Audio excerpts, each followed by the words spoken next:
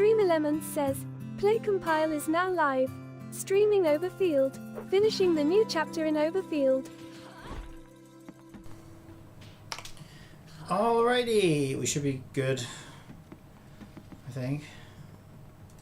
Main story, bunny balls and rice balls. Thanks to Masubi, who carried the problematic Skycart and sent it back to the company, the research and technology departments. I can't read all of that. Okay. Spill the tea. There's literally what? Oh, is that what Meow was actually doing? Spilling the tea. I guess she probably is, right? I never thought about it like that before. Event, protect the area, Terminal 4. Did I do this one already? I think I did. That's probably why I'm here. We'll do it anyway. Let's get warmed up. Alright, let's do it.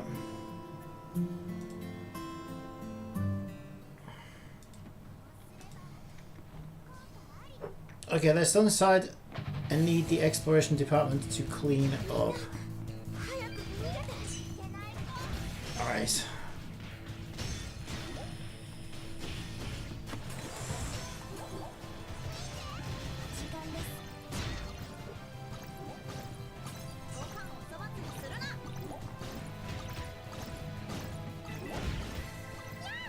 Also, my bag's at 84%, so I should probably go and empty it.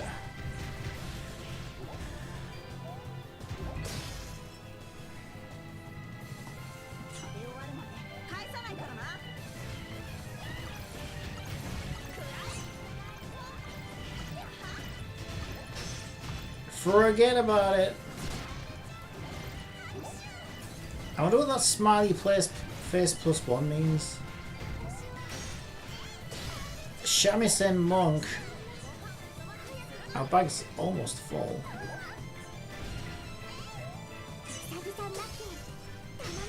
Is it Shamisen? Shamisen? Sounds like something you'd order with a bowl of rice. Am I thinking sushi? I'm thinking sushi. Since ads are about to run on Twitch, how about I tell you a joke? A joke? We just started. What do you call a cow with no legs? Ground beef. Oh, you're taking Christmas liberties, you are. Sneaking extra jokes in when they're unscheduled. That is what I call a Christmas liberty. It's not the Statue of Liberty.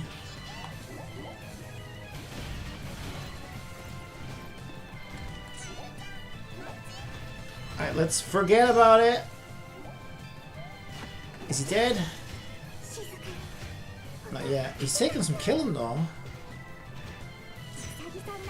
If this isn't the final world level, then I dread to think what final world level enemies is gonna look like.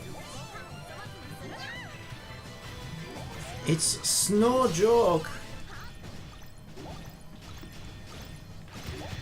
I can tell you that. Pick up the sweets. Come on, die, you bastard. He dead.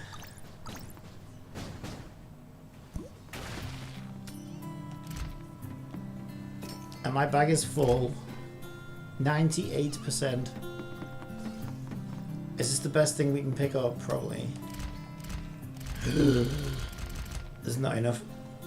There's not enough room in my bag. Alright, let's do it. Let's claim the reward and get back. Empty my bag. Otherwise we're gonna have big problem.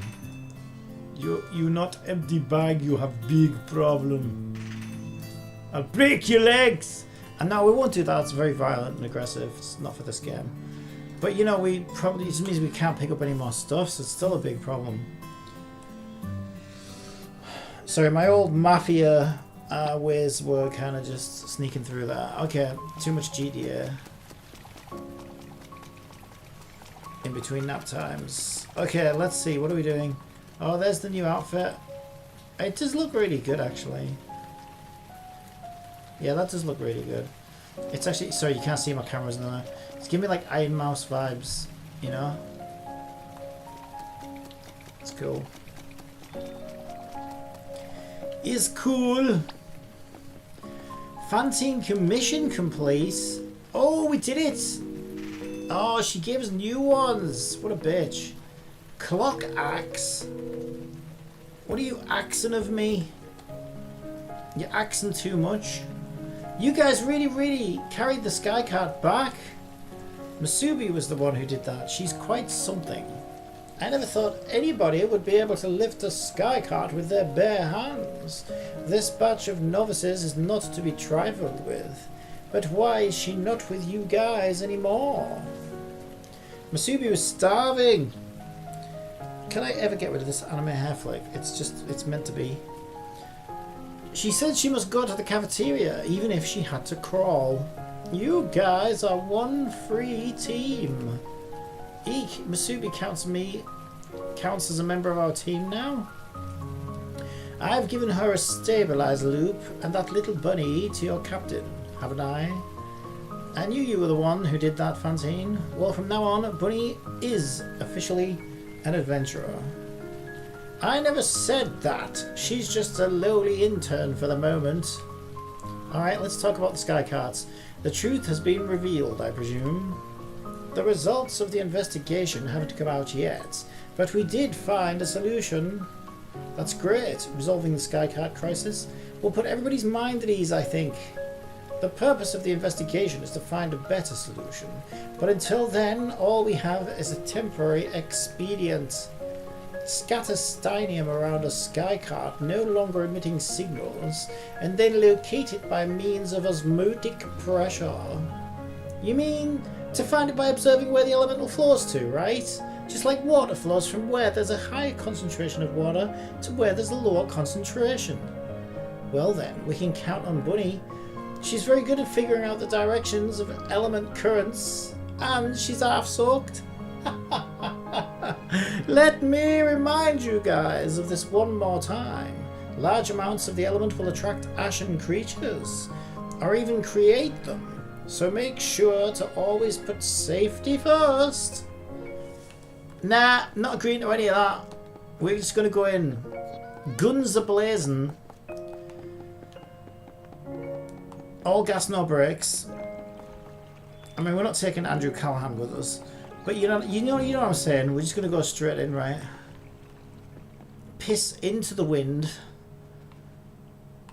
Shoot first, ask questions later. I'm out of catchphrases, but yeah, I think you catch the drift, right? Alright, do we have any purs? Puru? Puru? Puru? No, we don't. We've got Momo though. I want to start using Momo at some point. I don't know when I'm going to have the resources to build her. What level am I? Because I've still got some refreshers, right? Refreshers.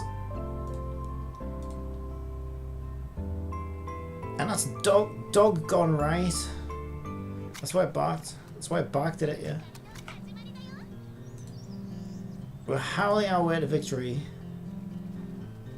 Okay, let's see. How many of these do I have? I still have 14. Seriously, why am I just stockpiling them for, like, the apocalypse? We could all get run over by buses tomorrow. Level 42, no, that's more like it. Now, I don't know whether it would be the same bus running everyone over, or whether each of us would be run over by a separate bus. Or whether we'd all get ran over at separate times, or maybe we'd all just get hit by one giant bus together. That'd be nice. I mean, whatever. If we had to get run over by a bus, obviously it's never nice to get run over by a bus. But what I'm saying is, if you had to, wouldn't you rather get hit? Wouldn't you rather get hit in a group together?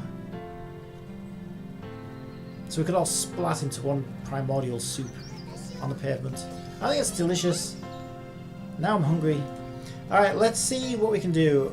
We can level Lacey to 85. Holy shit, the bed. Okay, she got a lot of HP. Woohoo! Quite a bit of attack. Even a fair amount of defense from that. You know, not too shabby, not too shabs. Not too shabs. Should we keep going? Or is it time to work on Momo, do we think?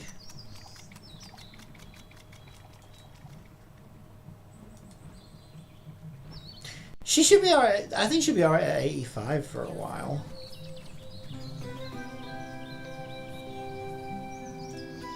I really do want to try Momo. Momo was my choice.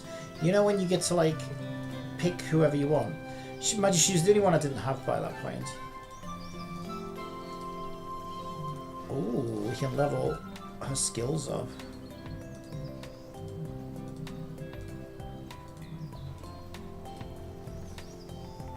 I bet we can craft some of these.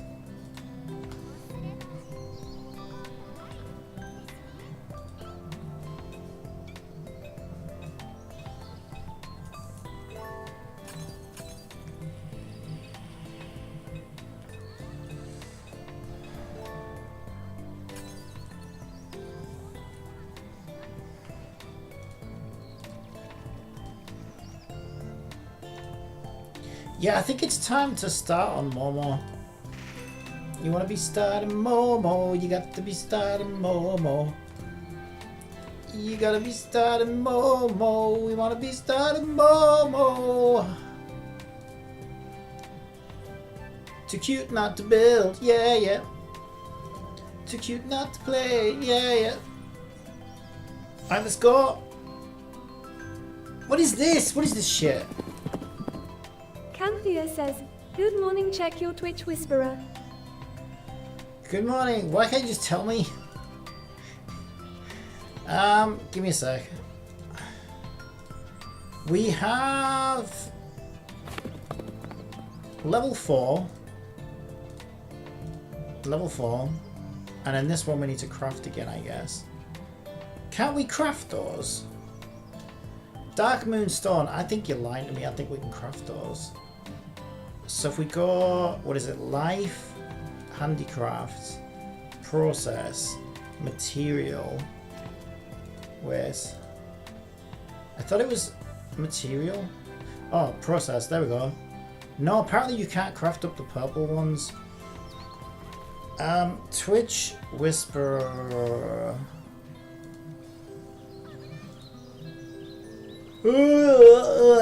Check this out. Oh, huge patch. This looks like Etheria restart. What? Are you serious? Etheria restart. The worst game ever made. One of. How? Okay, it's 13 minutes though. Let's get back to this for a sec. I'll check that out later. Canthea says, "Yeah." Is it a troll? Are you trolling or are you deadly serious? Because I am curious what on earth could possibly convince you that that game's going to be worth revisiting. Because, I mean, for me, it would take deleting the game and remaking it as a completely different game. It would be like, okay, we're no longer PvP, we're single player. Canthea says, "I am serious, this guy does it troll." You're serious about wanting to check the game out again, but the guy's trolling. I'm confused. I'm so confused. Skill? What skill have we got? Ah, okay, she's 553 now. Let's go get some things for 2-2. Yeah, I'll check that out later on. Because maybe I'm a little intrigued, but it's 30 minutes as well, so. Alright, so if we do another one of these. I was in the right thing.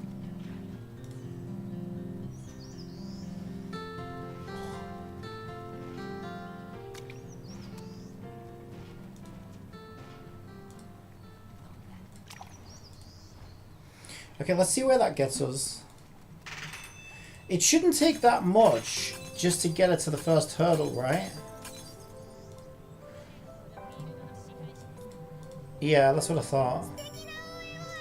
We can ascend the first one easily.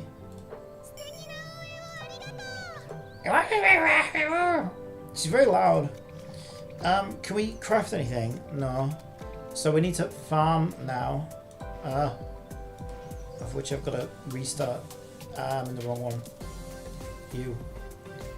Wait, anniversary. Anniversary, we only just met. I gotta buy her an anniversary gift already. We haven't even fought together yet. Right, handicraft screen. No, it's the wrong one. Why am I so stupid? Stupid! Okay, it's the other one. Force field training. That's what I need to do. Okay. Brain is working again, slightly. Do a quick raid. We'll do 2.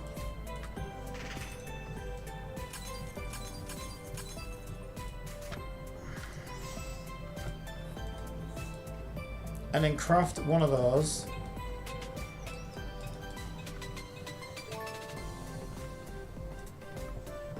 Is it blues that she wants or purples? I wasn't paying attention.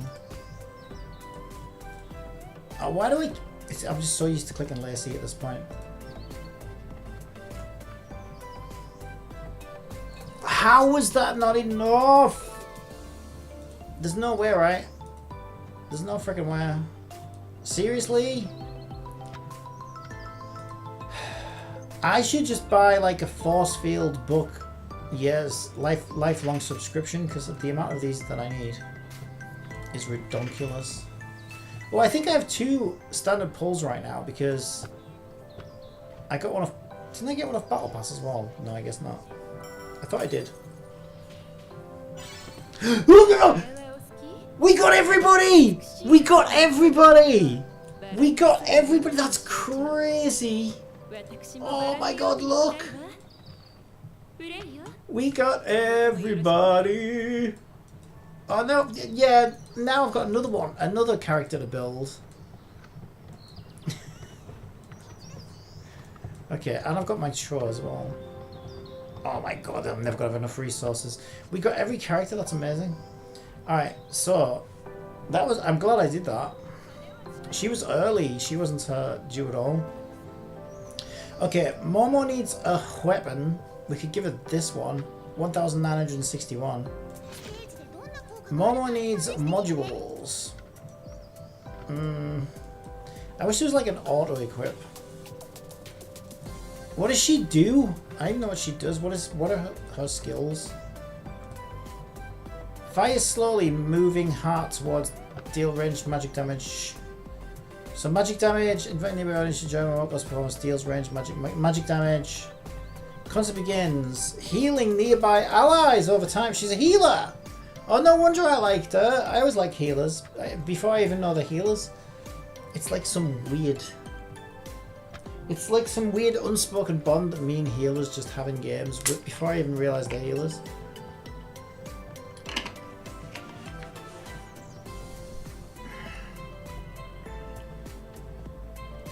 Also increasing crit rate based on the number of allies in range. Okay, she's gonna be one of my faves, I think. Just because she's a healer. Okay, that's huge. Now I really want to build her. Okay, so we should probably go for like healing. Healing buff, survival, healing. What if we just make her like the most busted healer ever? How about that? We could do that. I got a purple healing 8.7, a blue healing at 8.9. Do I have any gold healings? No. So I think the purple healing and then level that up would be better, I think. There's also first aid. Not sure. First aid would be the set piece probably. What does the set piece bonus do for first aid? It can absorb Stein crystals, boosting health during storage and converting into heal boost when released. That does sound quite good actually.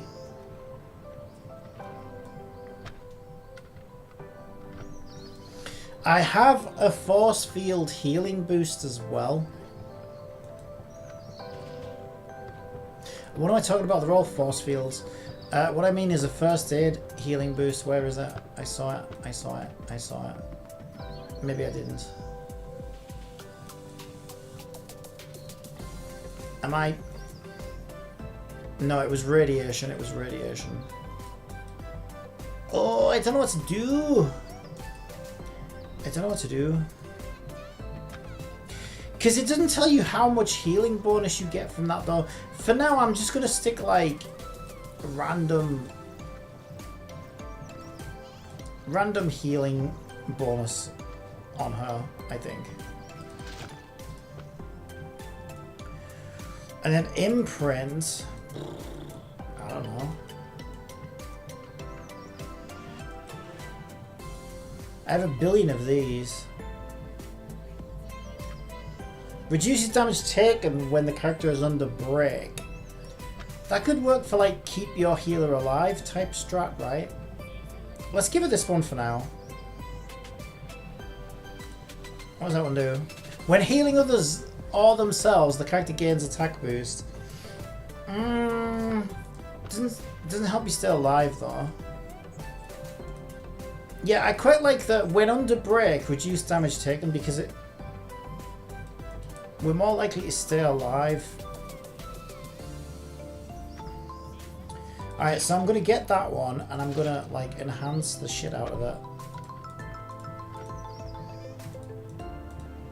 Max star rating reach. So now we reduce damage taken by almost 20% when under break. So that's pretty good. That's good for survivability. And then we've got loads of healing buffs. Okay, I think I'm happy with that for now. And now we need more of these, which is, I think we're stood there right now, but just in case, we'll do that. Alright. Oh, let me try and sit up.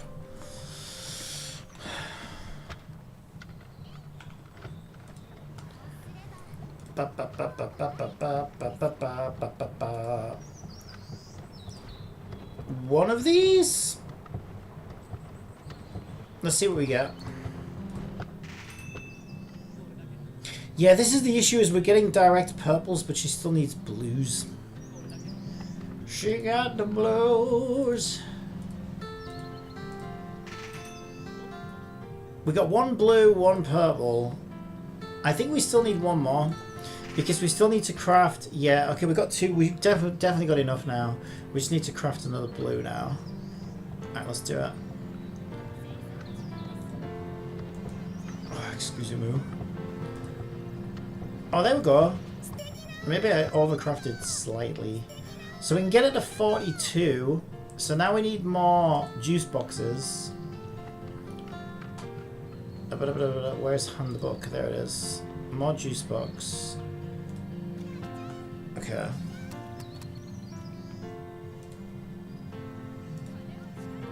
I'm just going to spend all my refreshes.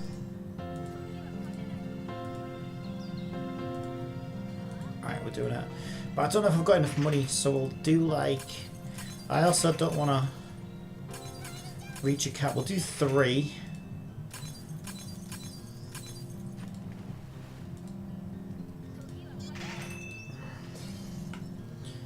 But actually, if I buy... let me check what I get off the battle pass. If I buy the battle pass now, would it give me stuff to level more? Probably.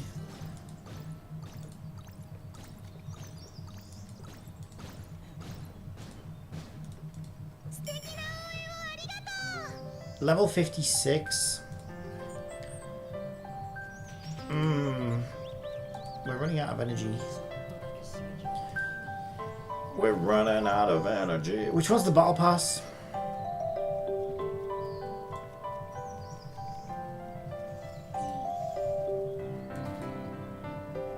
Is it in here?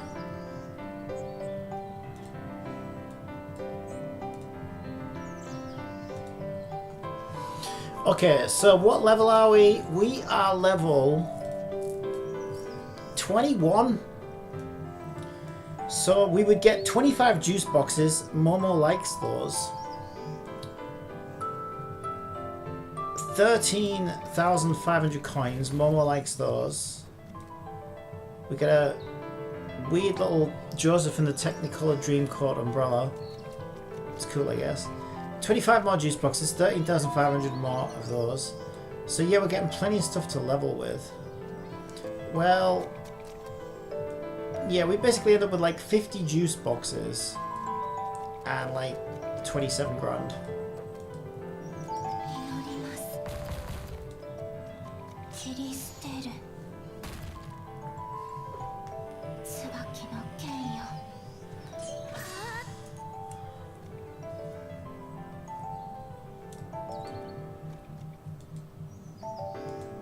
I'm still doing story though. I'll probably just get this off stream. But yeah, I probably will get it. I probably will get it. I don't think we get any energy cups, which is the main thing that I wanted. I also still have some paid currency left on my account, I think. I can check to see if there's anything energy related. I ran out of money. Damn it, I ran out of money! Canthea says, it's a reboot with... Canthea says, rewards. Yeah, but it's PvP like pay to win simulator though. The main issue I had with it is, you know that I ended up getting Team Lolly, right? It was crazy. I got every freaking Lolly character in the game. And I was like, oh my god, this could be so fun if I'd go in with a team of fucking kids and then just like, you know, beat the shit out of everybody and win. I thought that would have been the funniest thing ever. But the game was like, no, you cannot use this team for basically anything. So the game was too restrictive about who you had to bring and what gimmicks would work and what gimmicks wouldn't and all this stuff. And it was just so pay to win. Yeah, my team of lollies, it was funny when they beat like other free-to-players. But I couldn't compete with like even Dolphins because it was just so pay to win. And I just thought, it's not really worth it. But yeah, the main thing for me is just that it wouldn't let me take my one and only Team Lolly, and even to do like single player stuff, there was too many things where it was like, you know, you must use this type, this character, that character, and I'm like, no, screw this. I don't want to be told how to play the game. So unless they've removed that aspect of it, then I guess I don't think I'm that interested. But I'll check it out. I'll have a look at it. Yeah, so my main issue was just how grindy pay to win it was and how restrictive it was with its teams. It's like, okay, well I can't just take my favourite characters in and play anything. It's too restrictive that way. And I think that was the deal breaker for me. So unless they fix that, then I don't know if I'd be interested. What was I about to do? I was about to check the shop to see if any energy refreshes anywhere. Where's the shop? There's the shop. Stardust? Nothing. Canthea says, tea.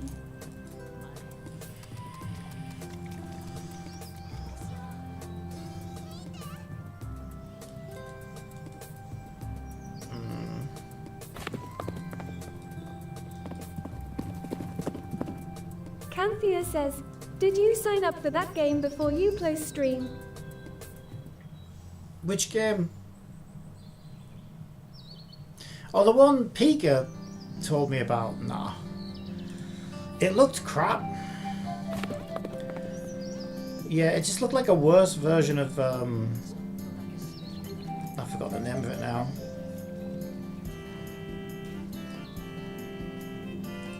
Yeah, there's only like the standard energy refresh that you can do with Starstones. That's not good.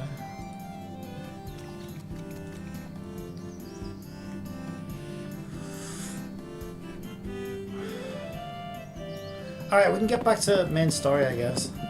Canthea says, Pika hype for it. Pika's hyped for everything until it comes out and then has no interest in it. It's always the same. Pika's like, oh, this thing's happening, this thing's happening, this thing's happening. Tries to get everyone excited for it, and then when the thing comes out, it's like, where's Pika? He's too interested in what's next, not what's now. Speaking of large amounts of Steinium, actually, I have an idea. So do I. What a coincidence. Huh? Why are you guys all so quiet? Let me think. Yeah, I'm almost done with this, so I can take a look at that video once this quest's done. Oh yeah! And look at how much I missed the bridge by a smidgen, a schmidgie's penis amount. Not that I'm an expert in penis sizes or anything. Ah! But I am a bit of a dick. Ha ha! Will you stand there? Yes. Yes. No, what the... Ah! Wait, what was that? That it was... That's just my... There, collect. Oh, I pressed the wrong button! Okay, we did it. I'm so bad at this game.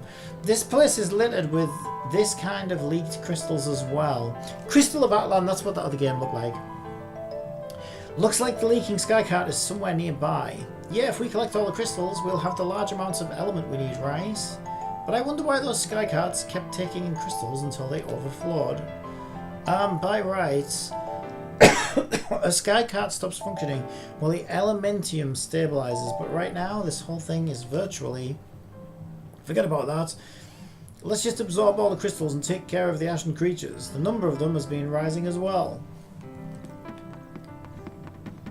A shower of crystals. Incomplete.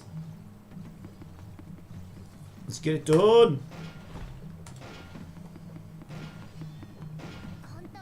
I can't believe I have every character in this game now. That's hilarious. This game is super generous. Maybe I've been quite lucky as well, but the game does give you a lot of shit. I mean, I still have like enough pulls to get the next character as well. I did spend a fair amount because I spent $80 getting that fairy outfit thing.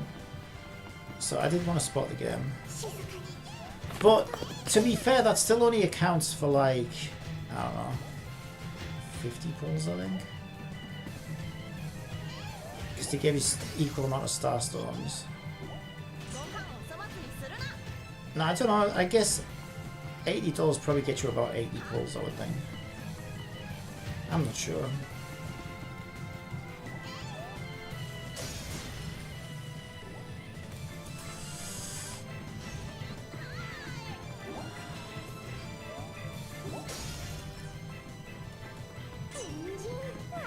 Yeah, this is the first game I've ever owned every single gacha character in.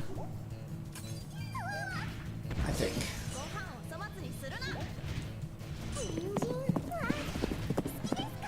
Canthea says, you got all the banner upgrade character. Yep.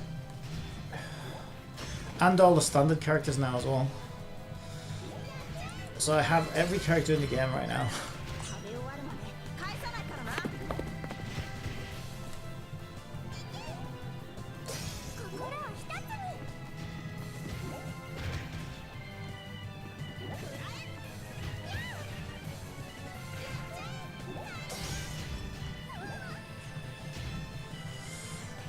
Wrathful Mace. He's about to be dead Mace. About to mace him in the face.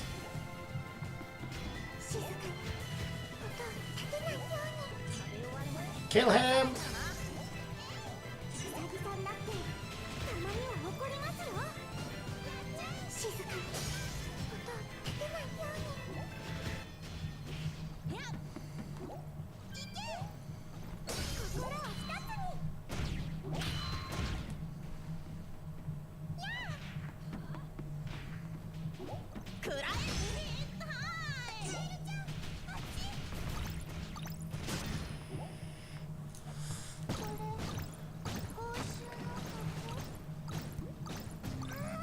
There are so many of them.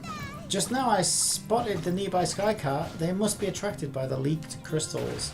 The sky cart, where is it? Right behind us. And the elevator? About 30 meters in the opposite direction. You guys keep fighting the ashen creatures. I'll take care of the sky cart. Alright, oh, Kabuki. Kabushi? Kabuki? I think it's Kabuki. Huh. I need to get over that. Can I sprint jump? Ooh, jump that!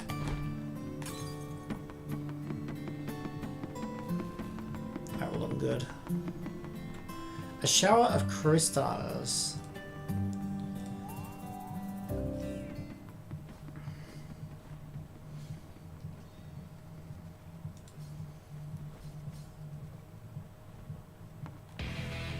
I am liking her with the voodoo doll. I think it's funny. She suits the voodoo doll more than the orb. She's got dark circles under her eyes and she seems a little bit edgy, you know. She's an edgy girl.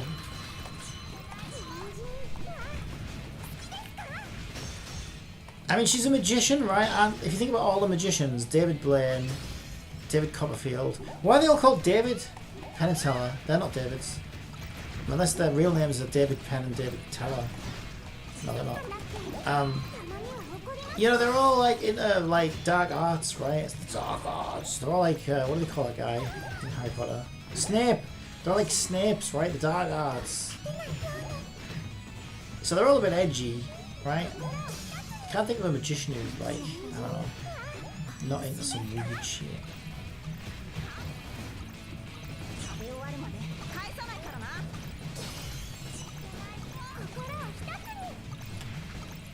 Forget about it.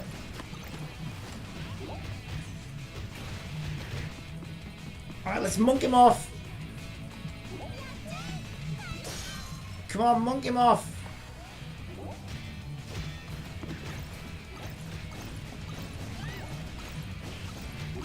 He's not making a monkey out of me. Monks and monkeys are not the same thing, by the way. I know they sound similar. Unless you're a monkey who's also a monk, then I guess it's fine. I haven't met one of those yet. We're still boxed in. What are we missing? Oh, there's a lantern. Forget about it.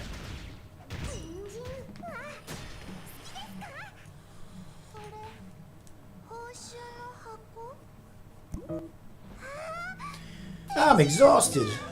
Masubi, are you okay? Let me heal you with force field. And I'll have some rice balls. Alright, almost there. Here you go. Okay, we'll handle the ashen creatures, but I feel they're getting increasingly strong. If Masubi were here... No, Masubi says I'm a strong fighter as well. I can do this. What are you talking about? Masubi is here. You should go stay with Masubi, Bunny. It's safer there. She's here with us? What are you talking about? This is weird. Why am I having trouble exerting my strength? I've only just eaten. Your stabilizer loop is running low on energy. No matter how strong you are, Masubi, without stability... Fair, the red crystals provide energy, right? Yeah, Bunny, are you saying... I can't lift a skycart like Masubi does, or fight like you guys do, but... I've learned how to track the element flow with my stabilizer loop. If I reverse it, I'll be able to get all the crystals to flow towards me. Bunny, where are you going? Come back! Ah! Bunny's hopped off. No, I don't... I did that one. Right, I'm trying to pick this up. I'll have you know. Have we got everything? There's gold over there. It's in a precarious place. Not awkward at all. Okay, get it. It's better be good. That voodoo doll better be strong. Stronger than the one I've got. Probably not. Alright, we need to get onto that bell. How are we going to do that? I don't see a clear path. I don't see a clear path. There's got to be a way. Oh, I see it. We need to go left. Let's get on this railing. Get on the... Get on the banister. Banister! Good. Get on there. Good. Okay, then we go up this way. And this isn't the way at all. Is it? Can I get up there? I don't think I can. I was wrong. I've been foiled. Okay, I can't go that way. How the hell do I get over there? Okay, let's follow the bridge. There's got to be like a lantern, string of lanterns we can get on at some point. Can I not get on there? I need to get onto that roof. To get onto that roof, I need to walk across there. There's no way up. I mean, I might be able to get up on this lantern here.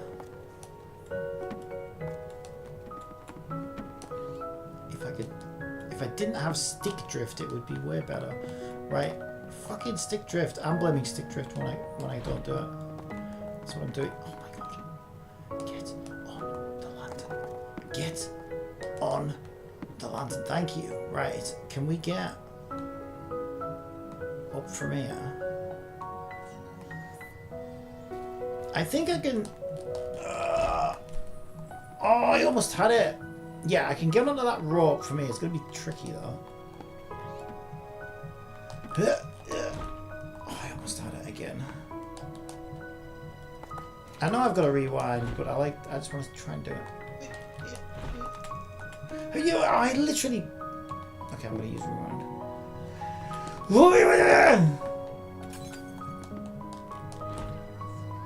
Oh my god, I know I can do it. I just need to take a month. Right. I'm on the rope. I'm on the rope. Now I need to get onto the top of this thing. It's higher at this end.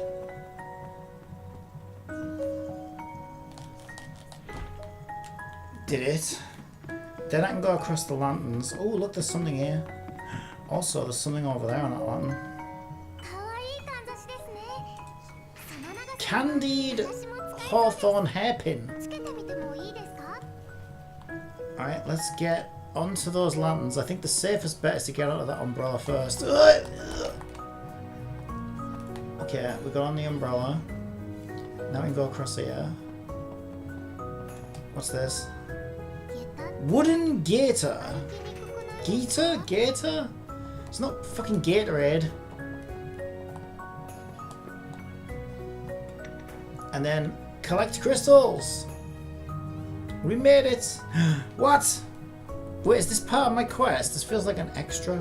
It feels like I need to read all about it. Extra, read all about it.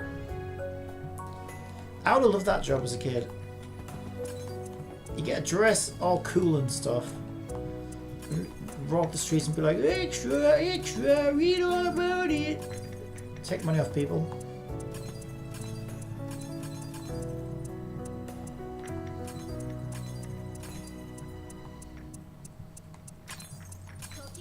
I wonder if I would sell any newspapers today if I did that. Probably not. Where's the rest of the crystals? I don't see them.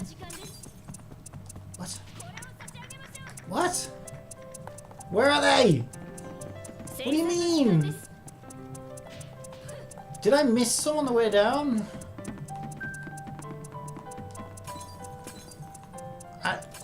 Oh my god. Can I return to the beginning? Return. Okay, let's try this again. I obviously missed one. Piker QuickTime 787 says, Boo Cappy, your YouTube chatbot is currently broken, Cappy. It's not. It is, but Hi. It's not. It's because I didn't restart Miku when I went live again. And I knew it would break YouTube chatbot, but I thought, we don't get many people talking on YouTube, so it's fine. So, yes, YouTube's broken, but I already chose to break it on purpose. Crystal, please come here. Feel the wind. Let them flow over from the sky cart. I want to use my powers to help Faye, Shirley, and Musubi. 1 piece, 2 pieces, they're falling off. Like the red lanterns at a temple fair. Lanterns are the moon rabbit's protection for me. They're my family waiting for me to get home. Come home, Crystal, please come back here. I'm going to separate you and send you to my friends. Take them, guys. Whoa, my strength's back. Thank you, Bunny. We'll take it from here. I know some kind of dark arts, moon rabbit, crystal summoning bullshit. バラの挨拶よ。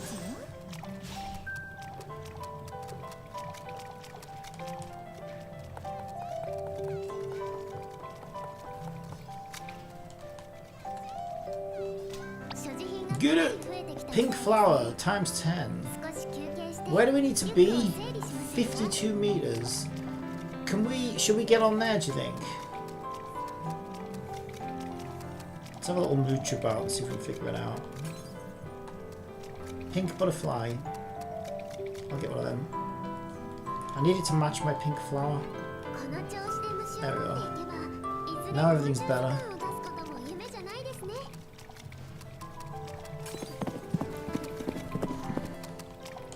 I know as a gamer we need content to look forward to, or otherwise if we don't have new content to look forward to, then that game or gacha just dies into the unknown.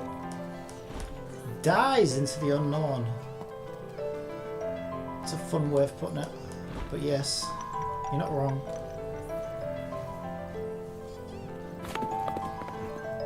But this game is impressing me because we've had a few updates since the game came out. It hasn't been. It's been out a month, right? I got like a 30-day login reward achievement or something when I logged in yesterday. So I think I've played every day since it came out.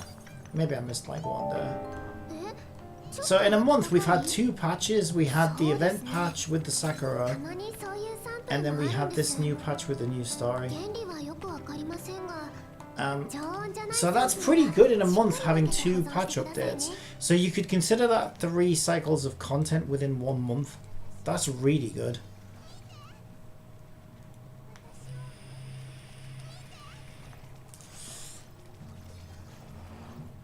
Let's hope they keep it up.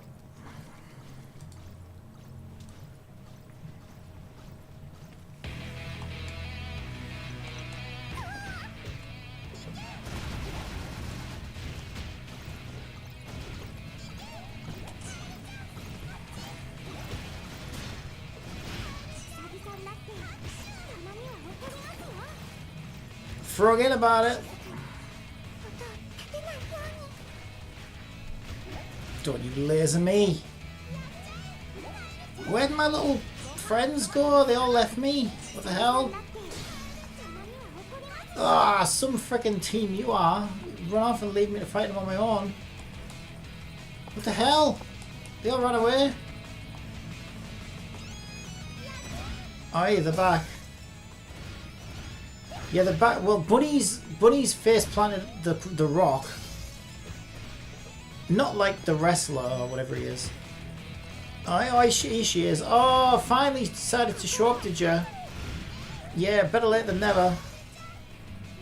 Alright. And I don't know where Lynn's got. Oh, Lynn's stuck in the corner down there. Look, she's stuck under that leaf.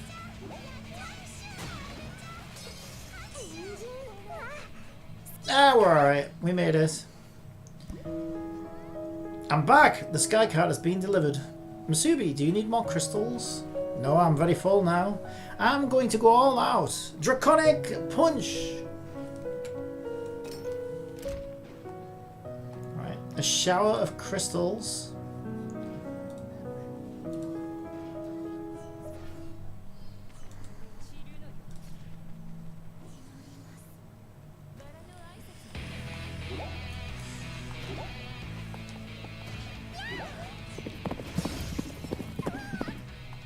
Your team members focuses on the mobs, not you, but they do eventually catch up to you though, Cappy.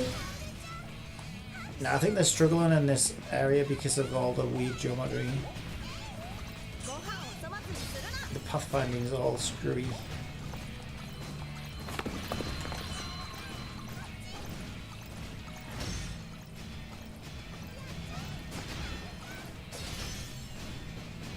It's good though. I'll tell you what, I watched Asmongold play Overfield. This is Overfield, you feel. Oh god, can you imagine Asmongold playing Overfield? No, because he'd just shit all over it. He'd just be like... No, what do they call that game? Arknights. EverQuest, whatever the fuck it's called. Anyway, it does look really, really good actually. It looks better than I initially thought it would. It's looking really, really good. So I'm actually kind of hyped for that. And it has something similar to this where like you have your team who fights alongside you, which I really like. So yeah, I think I'm kind of hyped for Eversoul. it. Is it Eversoul? Arknight's Eversoul. Overfield. It's Overfield. Wait, so what's this game called? Arknight? No, it's not called. This is Overfield, isn't it? Oh my god, I'm going. Everfield? I genuinely can't remember. I literally watched Asmongold play it last night. How have I forgotten the name of it?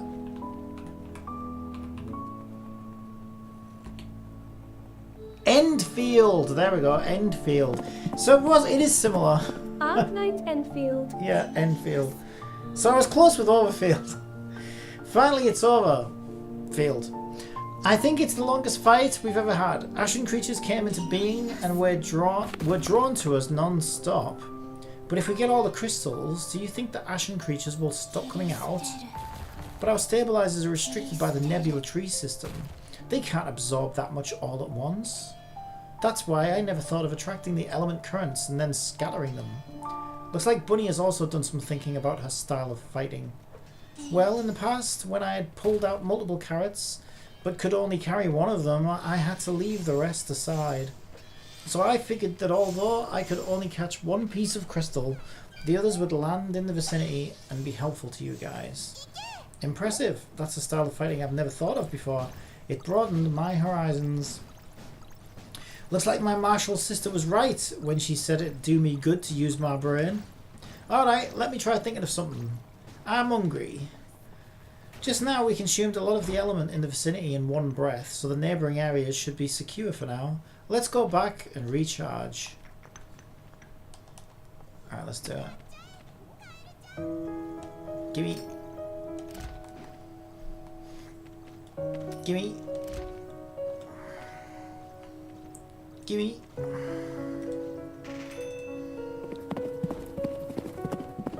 Since ads are about to run on Twitch, how about I tell you a joke? Go on then. The great thing about stationery shops is they're always in the same place.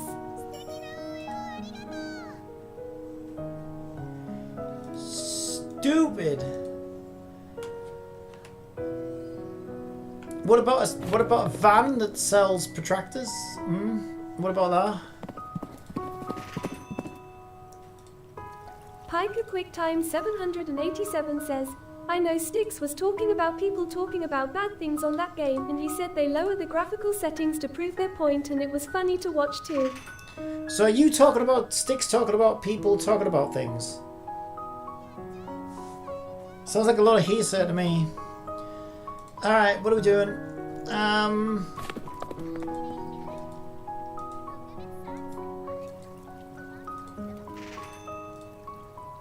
Rabbit's Prayer.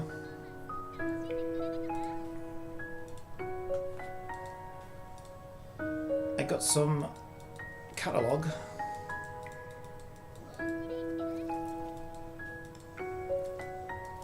Somewhere. There it is, pink floret. Floret just makes me think of broccoli or cauliflower.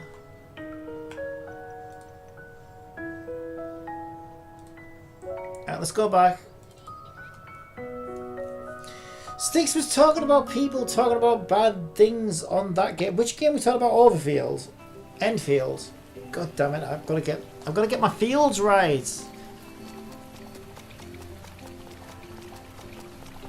Yeah, well, there's a lot of concern that they might listen too hard to the community and then it'll lose its identity as a base building game. But we'll just have to wait and see, right? But yeah, there is a lot of, and then there's a lot of usual, you know. Also, I think people aren't happy with the gacha rates and stuff. It doesn't sound like it's going to be the nicest rates. But I don't worry about all that stuff. I just play the game. Piker QuickTime 787 posted a link. Judge for myself. I'll just wait for the game. But looking at the gameplay looks dope as fuck. I heard you guys absorbed a lot of extra crystals and resolved the crises in other areas as well. That malfunctioning skycard started emitting signals again because of the osmotic pressure changes caused when the element around them flowed elsewhere. I wonder if you guys had it all planned out or did it by accident. Also, you do realize Styx is a fucking rage baiter, right? He's like his entire channel is just rage baiting. Just look at his videos. So like, take what he says with a pinch of salt. He would find something bad to say about anything just because he knows it gets him clicks. But he came up with the idea of reversing the elemental flow to make that happen. Oh, what a resourceful little adventurer you are. Thank you, Miss Fantine. Does that mean the skycard issue has been solved? I wouldn't say that. That's your proof, Cappy. I've watched all the Styx stuff. I don't need to watch it on stream. We need to go to the whole hog. There are still a couple of malfunctioning skycarts out there. How do you know that, Fantine? She's worried about you guys so much. She's been reading other adventurers' reports all along. Ahem, I was only worried about Bunny. She's a patient. But I remember you guys saying that it'd be easier for such patients to recover if they spend more time in the fields. Isn't that right? Yeah, but that place is fairly safe now. All we need to do is go back and take care of the remaining skycarts. More skycarts to move? Well, I'll buy some rice balls and go with you. How much does this fucking girl eat in a day? Jesus. This commission is somewhat different. You'll know what I mean when you see it.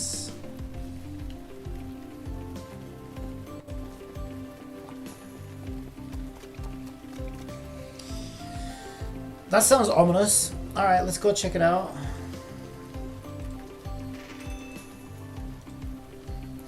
Yeah, the only thing that I think is a worthwhile concern is I've watched videos from Arknights veterans who have their take on things. And I think their take is going to mean a lot more because they understand the main franchise and the main game and they've been playing it for a long time. And they do have concerns that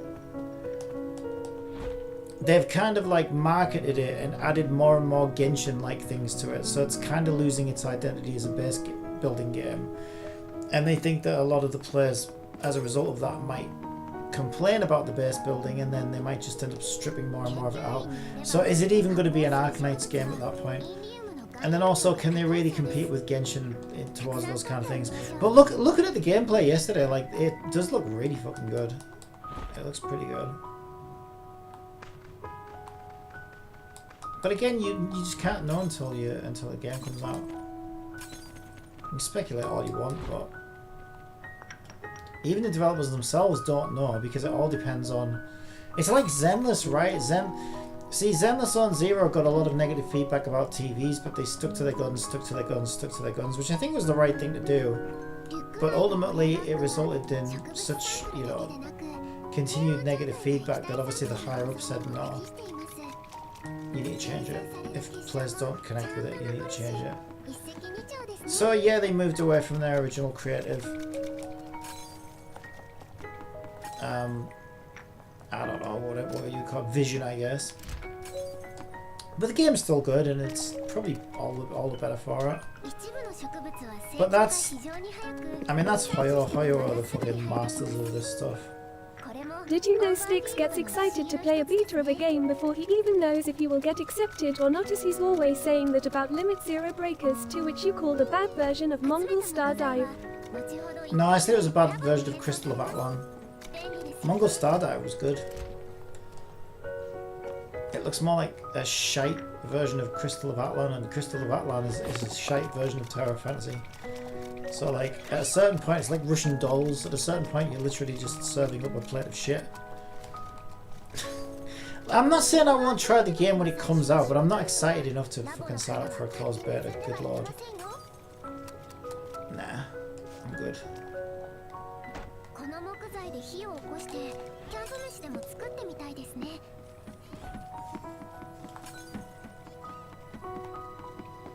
But yeah, I mean, best foot forward is what you should have on your website. And the website makes it look dreadful. So either they've just done a really bad job with the website and the game might actually be better than it appears to be. But the way I see it, if you can't even get the website right, why would I think the game's going to be any better? That's how I see it. If it walks like a duck and quacks like a duck, then it's probably a duck. どんな虫でも私がしっかり仕分けしておきますので。 Alright, go to the cafe. Proceed to Garden Day.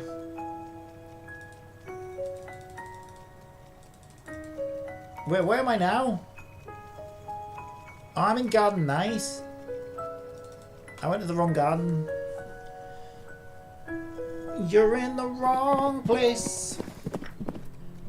It had one cutscene similar to Stardive to the point where the MC gets slapped just like Stardive.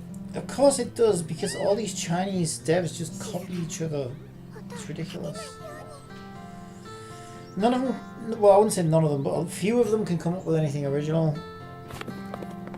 And, I don't know, like, at a certain point, I mean, every game is some copy of something. It's very rare that like a game like Tetris that's somewhat unique right from the get-go. Although I'm sure if you ask the guy who created Tetris, he'd probably say that he, like, based it on some other thing. Jenga or something. But, yeah, like, some influence is fine. Like Genshin, right? Everybody said Genshin was a Breath of the Wild clone. Which, yeah, there was a lot of similarities, but they put enough of their own ideas in and enough of their own creativity in it that, like, you know, it is a game all of it in its own right, and that's fine, right? To copy, like, things that work from, like, other places. But Hoyo tends to look outside of gacha for, like, influences. So they're influenced by Persona, Breath of the Wild, GTA. They're, like, AAA games. But then everybody just copies Hoyo. So, like, again, it's like a copy of a copy of a copy of a copy of a copy. And eventually you just, like, you just got the worst... I know I slop sign up for ever. betas sometimes even though I didn't get accepted for a single one so far. So if these developers did what Hoyo did and looked at AAA games and said, okay, well, what's popular right now? Or even indie games, Dave the Diver, let's make a gacha game around that. Which is why I like that train game, because there was something different in it. It's why I like this. This game isn't just copying Hoyo, right? This game's like doing its own thing. I've wanted a game like this for quite a while. I think the closest thing I can really relate to it is, I'm trying to think.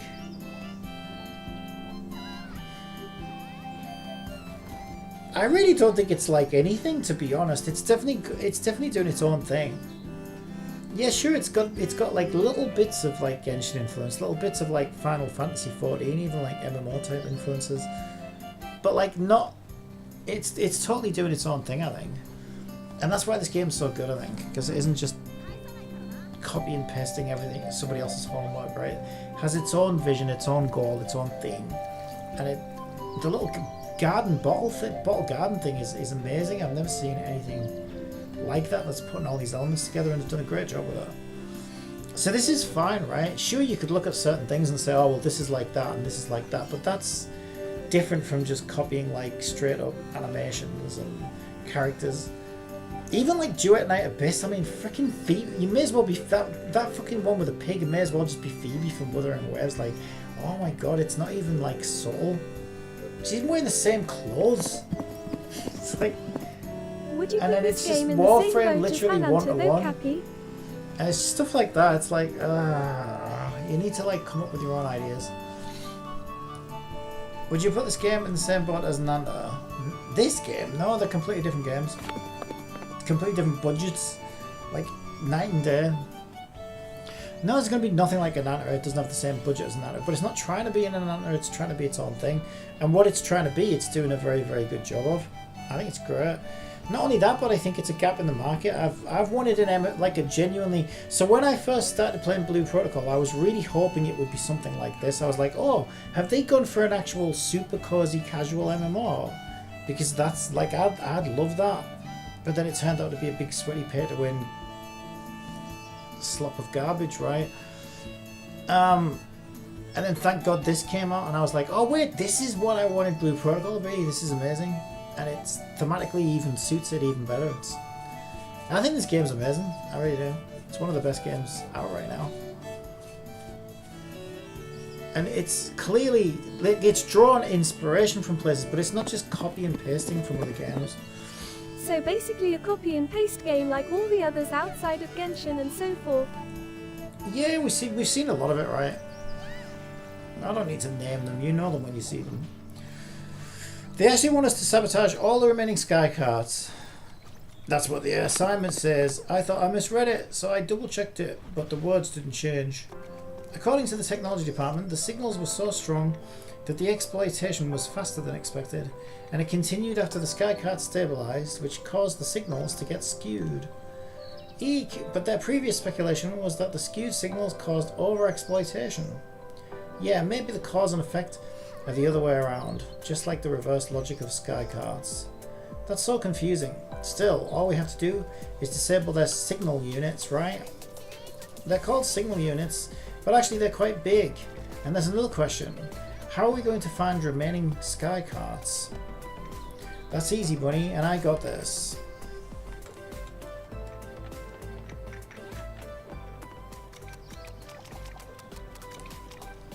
Right, let's get to it.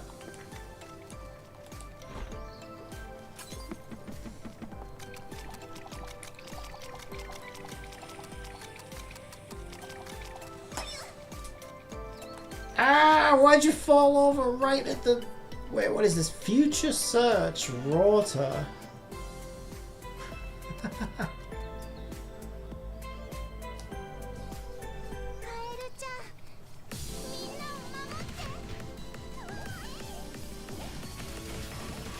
Oh, so we're actually destroying the machine. Yeah, I get it.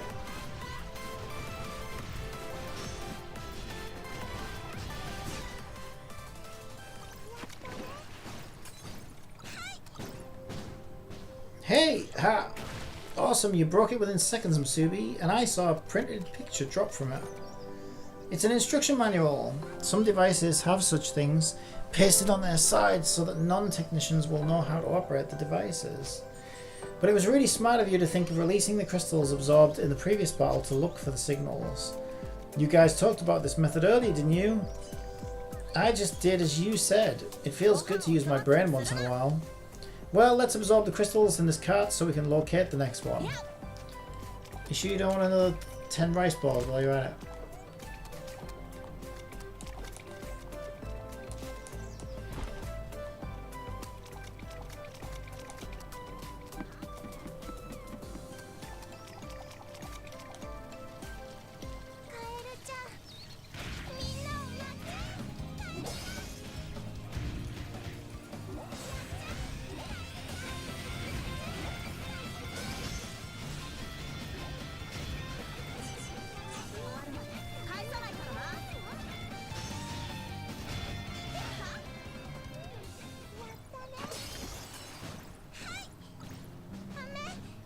These interlocked plans of yours are really impressive, Masubi.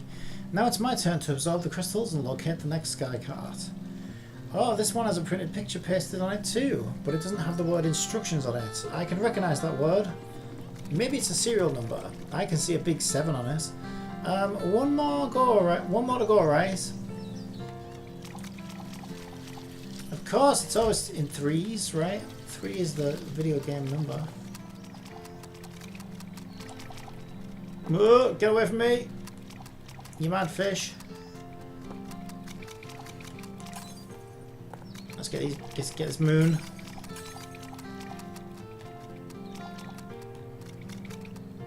Shouldn't it say destroy? Yeah.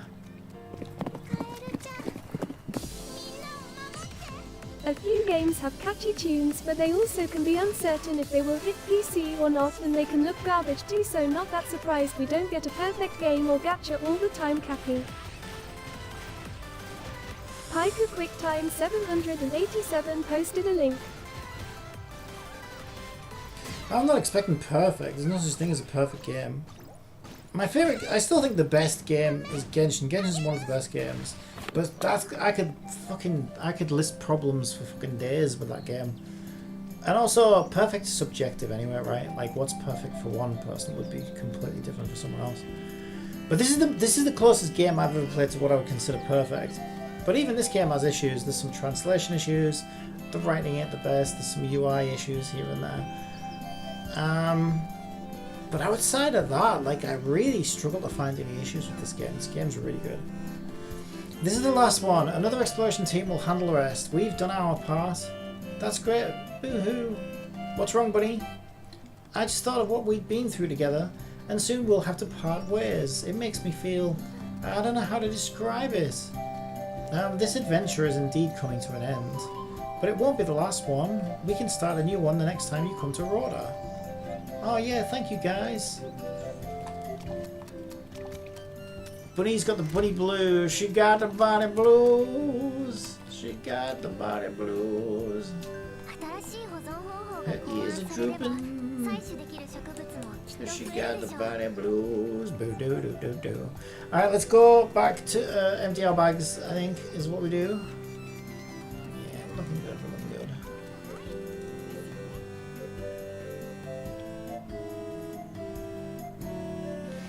And another criticism I have for this game is why the heck did they put these ugly under construction signs where our beautiful sakura tree was that we all watered together. I thought that was amazing, by the way.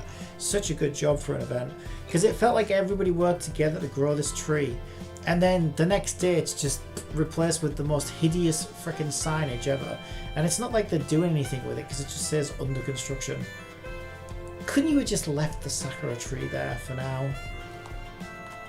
But again, right, that's a little minor complaint, but it does bug me. I wish they just left the sakura tree there. I'd go even further and I'd say, why not, like, continually do that? Oh shit, I'm sat in a chair. Yeah, like, because if you imagine, like, every time we get a new event, we leave behind, like, some little souvenir in that area, then that would have looked cool as frick. But, you know, I am nitpicking now. This whole thing is finally over. Those Rogers employees have received the raw materials you guys collected. They're waiting for you to go back with them, buddy. Yeah, I know. Thank you for looking after me, guys. Though you're leaving now, you'll visit us again when you get the chance, right? Yeah, Miss Fantine, may I visit here again sometime? I didn't notice any tree over there in Overfield when I started playing it. Didn't you water the tree? No, you weren't playing then. The first event was a sakura tree that we all watered and grew together. You've already promised them to visit again. Were you not afraid you might have to break your word?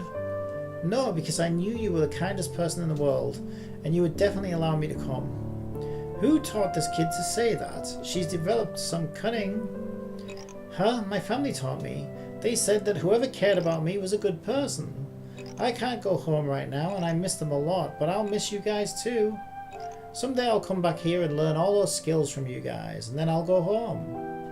And when I do, my parents will definitely be proud of me. You're such a good kid, buddy. No, you strike me as a grown-up now. I've done a lot of thinking over the past few days. When you're around, buddy, it's more like I've been learning from you. Soon I'll be visiting you again soon, guys. And Captain, we didn't talk to each other much during my stay here, but you helped me too. Next time I'll join hands with you guys again, and together we'll explore the fields as one. Wait up, Masubi. I didn't see you just now. Here you are, buddy. My rice balls for the trip.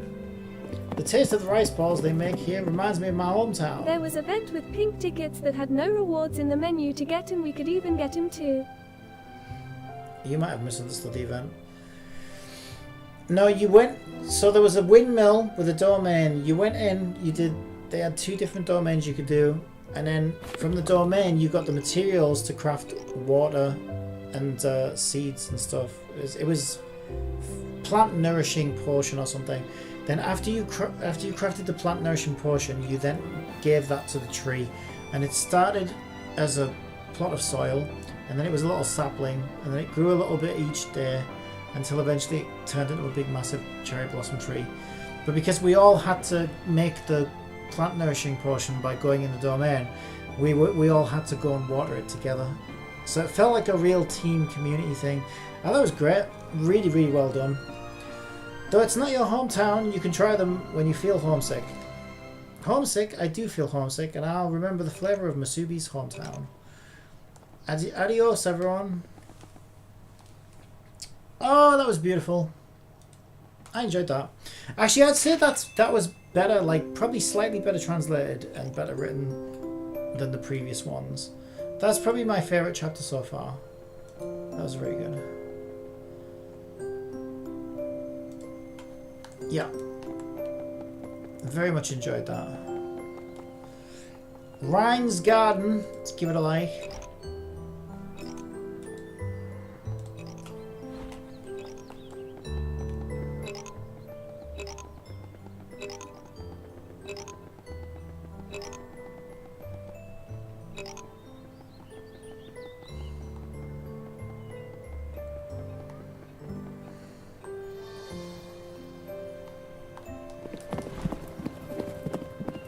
This was the first day I checked out Overfield Cappy. I'm not gonna watch your Like a quick time TikTok of you playing the 787 posted a link. If you want to talk about it, that's fine, but I'm not going to sit and watch your TikTok of you playing the game, because I don't know, like, what... Why are you sending me that? And the thing we're talking about is the Cherry Blossom event, and I don't think I'd figured that out on day one. I think it took me a few days before I'd fully grasped it. But yeah, it was really good. And it was, everything about it was really well put together. Like the rewards you got were cherry blossom leaves off the tree. So like, it was just all fit together so well.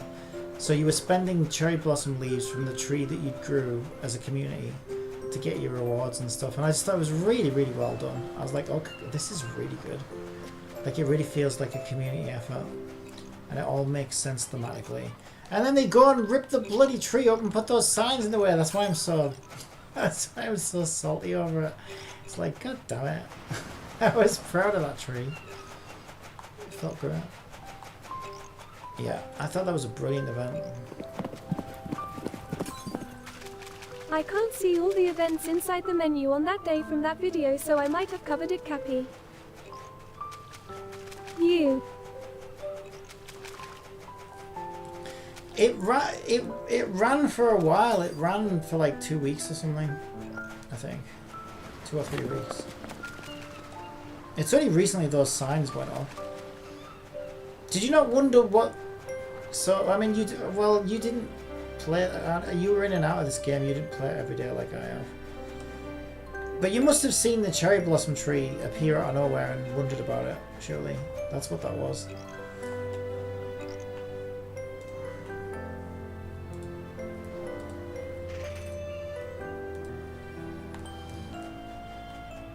But yeah, if you're curious about it, you'd be better off watching my VODs rather than your own, because it seems like you missed out on it. But yeah, basically you went up here, right, and to the left here. Don't you remember there was like a little picnic table in the middle, and then there was a little plot. There was a little plot of soil here, and there was a windmill here. So what you did is you went to the windmill, you did the domain. And then you got the recipe, the ingredients to craft plant nourishing potion, and then you had to go and craft. I can't remember what you got to do it, but you could craft plant nourishing potion, and then you were able to water the tree, and we had to do that every day until it grew into a big tree. And then you went and got your events. You went and got your currency. But where it was part of this. So you see this.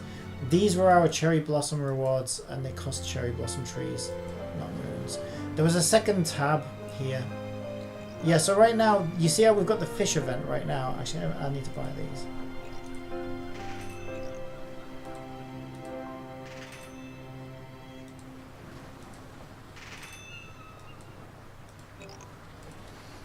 Okay.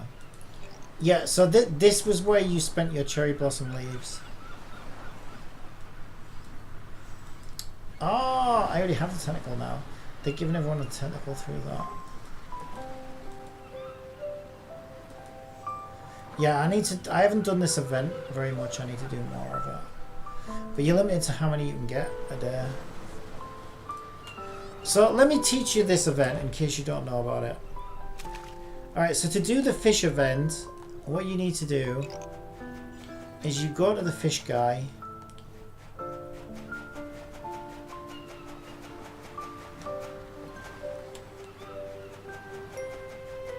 It would help if you level fishing up. That second wishing tree is on fishing. Interesting. So you go to the shop and you go to the event shop, and with cat currency, oh, I can buy more now. Okay, this is great. I can show you now. So you want to buy your maximum of 3. You might be able to do this twice a day actually, because I already did this last night, which is technically still the same day. So buy as many of these as you can possibly get your hands on, because with this special bait,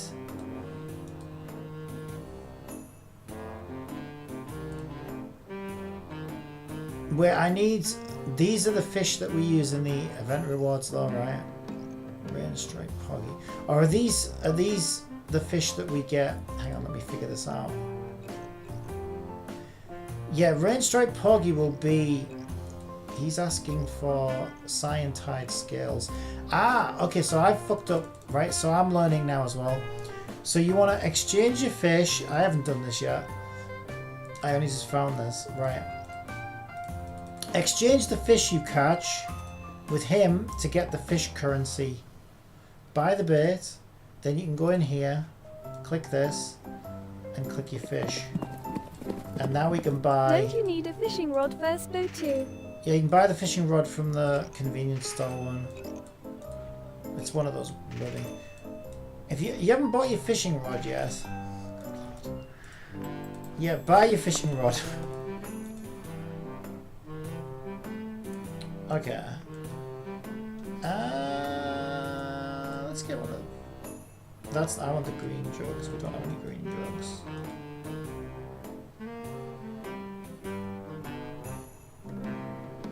Sure, I'll get that. Okay.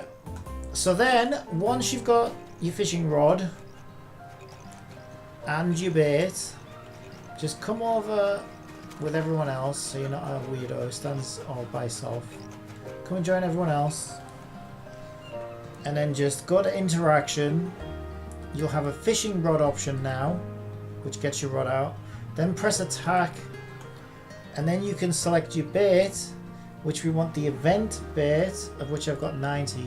And then just click start fishing.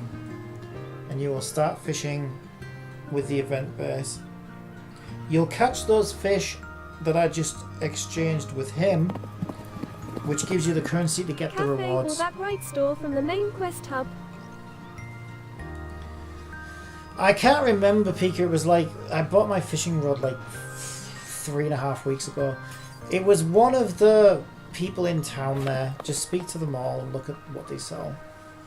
You can buy a fishing rod off one of those guys. I think it's the convenience store woman, but I could be wrong. So the one on the very far right here.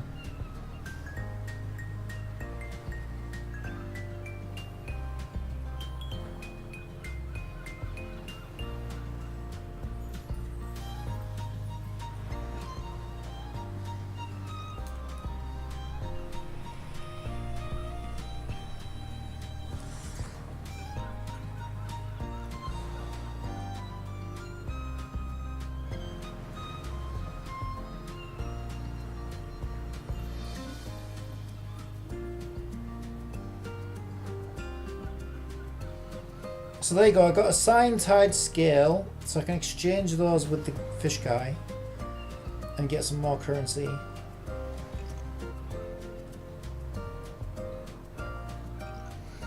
My fishing's max level though, so it might take you a bit longer. Yeah, I've gone all out on fishing, so I'm actually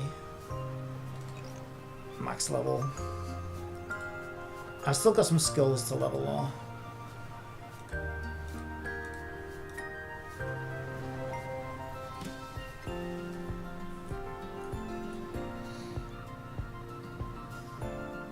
So come to this channel and come stand next to me so I know you're doing it right.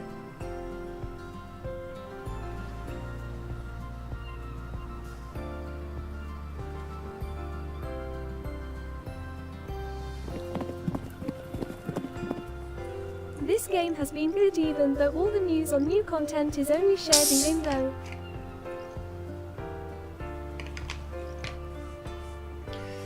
Well, I found out this new chapter was coming on Steam. They put an announcement on Steam. But I don't know about Android. I don't play on Android. Lonely? Oh, Rain, I'll be your friend. I didn't mean to click you actually, but you know what? If you're lonely, I'll friend you.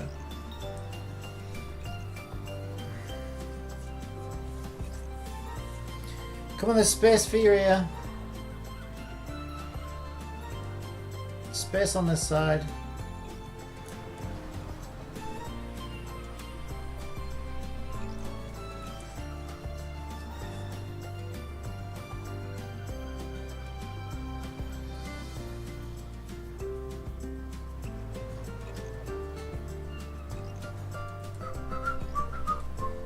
Even the music's good in this game.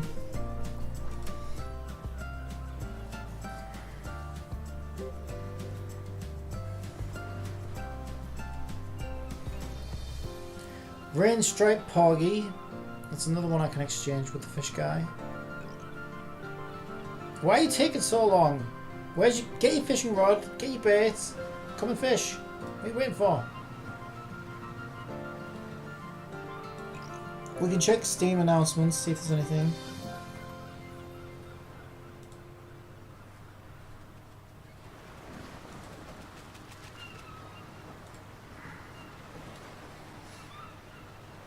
First of December was the last announcement. Announcing the new season pass. Oh no, December 3rd. Create a campaign. Well, maybe I should join this because I do love this game. Oh, is this like make... I didn't even know about this.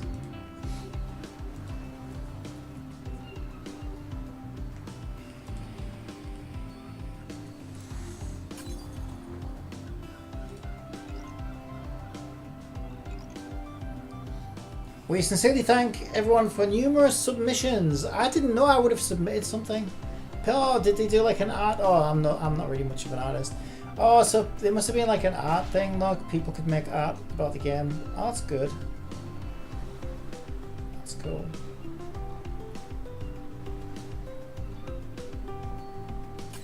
Yeah, that's also very good. Jellyfish Girl, my personal favourite. And the little pay-to-win costume.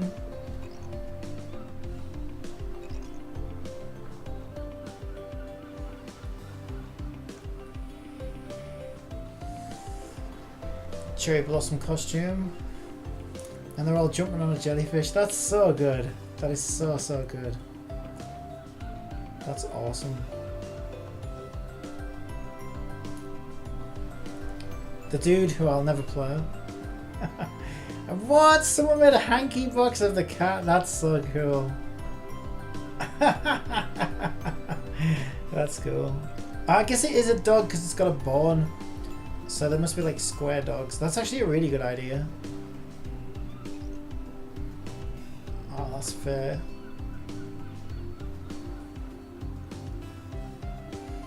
Yeah, see? Watering the tree.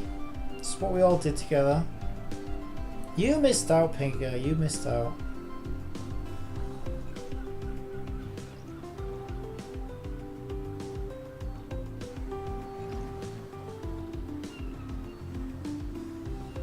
Holy! Someone gave her some extra dimensions there.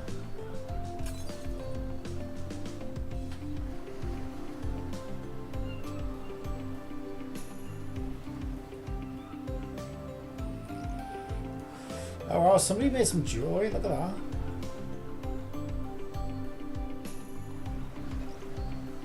$140. I think I've done more damage than that.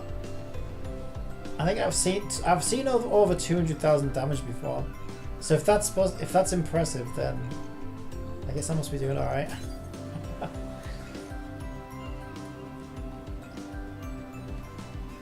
Nice. Cool. I thought they were doing like a creator program or something. If they did a creator program, I would probably join it.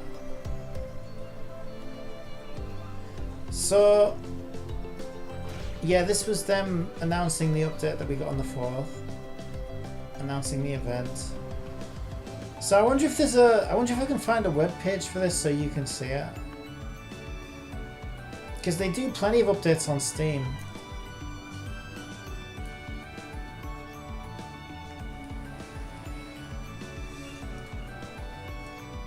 Oh, you finally got your fishing going. Right, do you know how to level fishing up?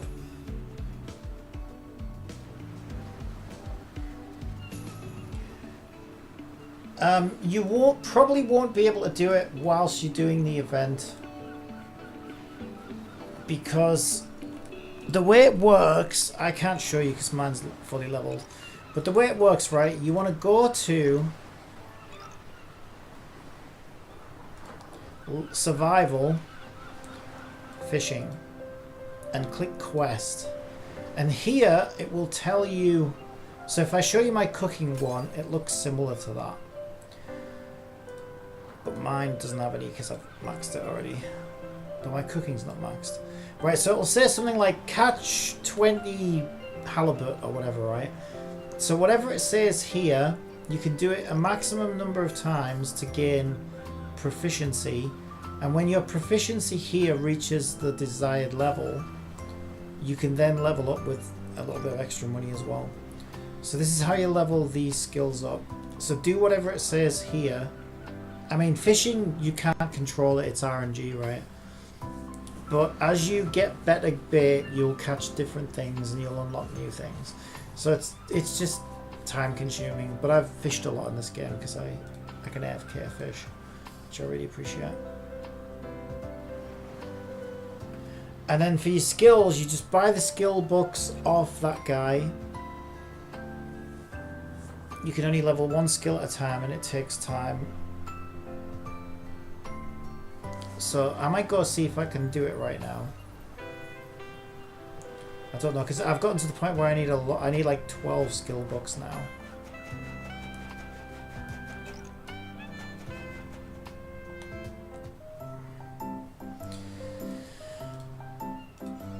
Oh, I'm one short. Oh no, wait, no, I can. Nice, 12 skill books. Okay, so I need 12 because I need the blue ones, so I need to craft them. Get this, whatever it is. And then I think it's life, handicraft. I don't know what I accidentally clicked there. Let's try that again.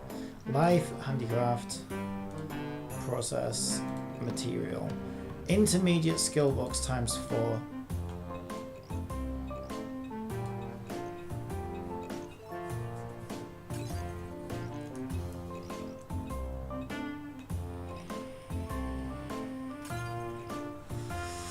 And you can do it while you're fishing.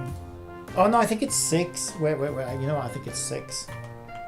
Let me check. I think it's actually 6. Fishing. Skill. Level 4 requires, 6. And 10 grand. I don't have 10 grand right now. It takes 6 hours. Let's see if I can buy another 6 books, I guess I need. 6 books. Yikes. I can do it. Alright, so we'll craft. I can also sell fish. If you also go to daily sidelines, you can sell certain things that you've caught to him. You don't get a lot of money, but you get some. Maybe enough to do what I need to do. Sadly, the quantity doesn't work though. So you've got to do it manually.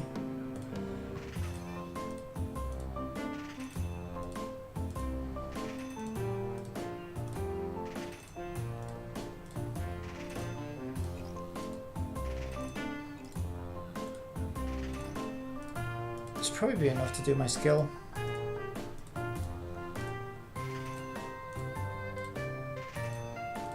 I think these items rotate as well.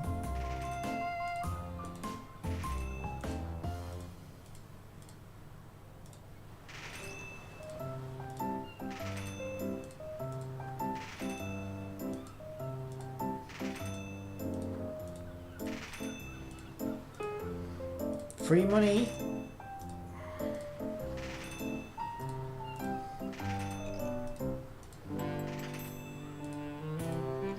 Also, you're better off doing this as soon as you can because he gives you... It's a better deal. If you stockpile these and do them all in one day, he'll give you worse and worse prices. Well, he requires more and more and more for the same amount of money. So really, if you do this every day, you'll get the most bang for the buck. Which is a clever way for them to, you know, keep on top of it daily, I guess. If you want to be efficient. Crazy Kai! Oh no! Crazy Kai with a sword. So he's about to chop my head off.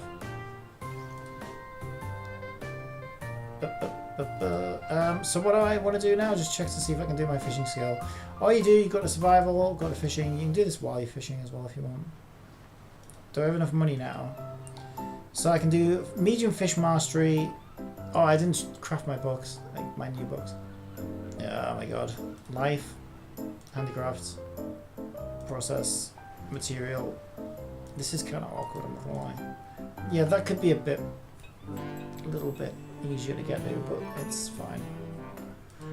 Again, nitpick. I'm pressing freaking Windows instead of Alt. Right, then I can go to handicraft. Not handicraft, survival. Fishing. Skill. Yes! Right, and there you go. In 6 hours, my medium fish mastery will be level 5. But I can fish while I'm doing it, it's fine.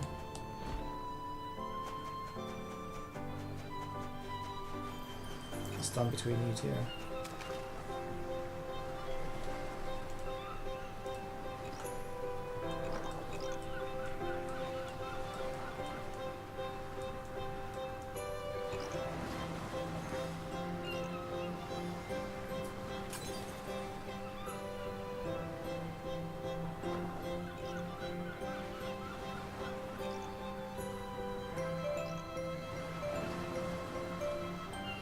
So while we auto fish, I guess I could take a look at that video.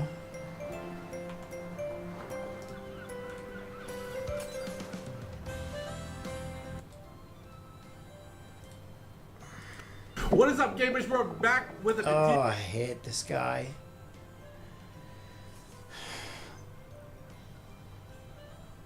I think it was Honkai Star Rail. It was Honkai Star Rail. When Honkai Star Rail first came out, I watched this guy react to it, and he just shat all over it. But it was the weirdest. This guy's like an insane whale, by the way. So this guy's an insane whale who spends like insane amounts of money on every gacha game he plays. So he's like an actual whale. And he just slags games off because he's not your average player, let's just put it that way. So take what he says with a pinch of salt. He's all just about, you know, being a whale and being an idiot. Restart update. So a new season begins, the Rhyme Tiara season, and with it a ton of updates. Let me fill you in quickly. First, we got new characters: Lowen, Santic, Palin, Senyu, and Fia Amelia coming. Then we got new system launches. Here's Those where rolled it for my gets good. team. SR ability awakening to make SR characters stronger. 3 SR characters will get awakenings each season, and SS2 starts off with Turandot, Sanya, and RC77. There's also Shell Overhaul, which is the biggest thing for me. This basically allows you to fully customize the shell. We'll get to that later in the video. And along with this system also comes Shell Projection, which allows you to change the appearance of your legendary shells, like for cosmetic reasons. With the new season also comes new events that are very clearly shown in this calendar, so you can plan out your resources. There's also a bunch of quality of life optimizations. Hit the pause button. They're all solid changes. We'll also touch on them in the video, and all this will save you lots of time and make the grind a lot less tedious. There's also new cosmetics coming for the winter season, and last but not least, the Ethereal World Summit schedule has been announced. This will happen in Shanghai, February 2026. Registration is open to all, and that includes any one of you. So make sure you sign up, shoot your shot. Who knows? You could be a prodigy and take the throne. Right, that's a lot of things I want to show you, so let's get to it. So the first thing I want to show you guys is the character ability awakening, and we're going to use This Sanya is as an example definitely a because I know sponsored most video. of you have her and 100%. built her. So previously Sanya kind of fell off with my GOAT Ray Mary coming into the meta, right? But now with the awakening, she gets not only a bunch of base stats, but more importantly, the entire And he kit hasn't- gets buffed. Her SP Forest Heart indicate that Awaken it's is no sponsored. longer just a revive. This is It 100% also a gives sponsored buff video, called especially knowing All-Powerful who this guy is as Protection, well. which He wouldn't be increases this the positive max about it unless HP this was a of the sponsored target video. by 20%. But I've heard that and it's dodgy undispelled. gacha companies It will gets sometimes second say, by the way, twice. don't mention it's Yoriyama sponsored. will have 40% Which is illegal, by the more way. HP. That is insane. She's gonna hit so hard. So she's whether gonna be he's impossible just to kill. not- Next, her Those passive skill days also when we gets used to above play the heal for Restart more, and their luck but went all if over you the look place, at her but I might be default more attack luckier in that Twine game though. Dance, it also increases the turn meter of allies with Yeah, so the reason I know it's sponsored is two reasons. Number one, I know this guy, and he wouldn't be this positive unless it was sponsored. Also, I've figured out, like, the sponsored... There's always, like... If you look at the way this video is formatted, right, it's all... He's put a lot of effort into it. It's all very... He's following, like, talking points you can see, and it's always the same kind of talking points. It's always, like, summarize some big new thing, event or whatever, then go through and teach players about X, Y, and Z, you know, and then talk about the new features, this and that and the other. Like, you could tell this is 100% a sponsored video. There's no way it would be this. It would be... Especially seeing his previous video on Star Rail, you should see it. The difference is night and day. It's just him sat there like slagging everything off. Ooh, like one of the things he slagged off is that the 5-star didn't get off the train when he got a 5-star, and he said, "This game's shit. She didn't even get off the train." This is the kind of guy he is. So why is he suddenly now just like, "Oh, everyone, hey, let's find out about the new"? You know what I mean? It's like it doesn't line up with his personality at all, and the way it's formatted is very structured and very talking point. But he's legally supposed to announce that it's sponsored. But I wonder if they've told him not to announce that, which is illegal. Either way, it's illegal. Yeah, this is dodgy as fuck. Is anybody else... Is nobody else mentioning this? I've never seen a video look more sponsored in my life.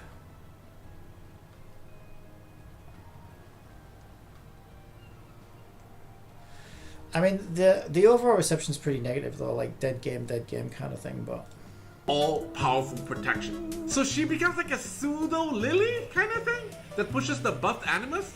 But get this, all-powerful protection is not unique to one Animus on your team. Meaning, if the game goes long enough, if you are a bruiser lover, and you do a long drawn-out fight, Since ads are about to run on everyone on Twitch, your team how gonna get about I tell you a 40% more joke? HP, everyone gonna get pushed forward every You time can't she run through a attacks campsite. Twine Dance. You can Next only we have run Twin Dance. because it's I was past very 10. interested in this character right from the beginning, but she didn't have enough value as an opener. She had a base speed of 128, which matches most of the openers in the game, but however, she only buffs attack and defense, and doesn't push her team. And her S2, being an AoE Dispel, and a chance to decrease turn meter was kind of RNG, you know? However, with the Awakening and the base... Yeah, his whole thing, right, is he... I just remembered who he is. He wails on games while shitting all over them, while just slagging everything off about them. So, like, there's no way this isn't a sponsored video from him. Not a chance. I can prove it. Just check his other content as well. At least that's what he started... See, because I saw his video on Star Rail. Then I saw Asmongold react to his video on Star Rail. And people were telling Asmongold about him in his community. And I remember what they said about him. So, like, he's a whale who just shits all over gacha games all day. Like, he'll whale on a game and then quit it the next day and stuff like that and just shit all over it. It's just really weird. And, like, that's his whole thing, is he just shits all over games. So, like, why is he being 100% positive about this dead fucking shit game? Because they fucking paid him to, that's why. 100%.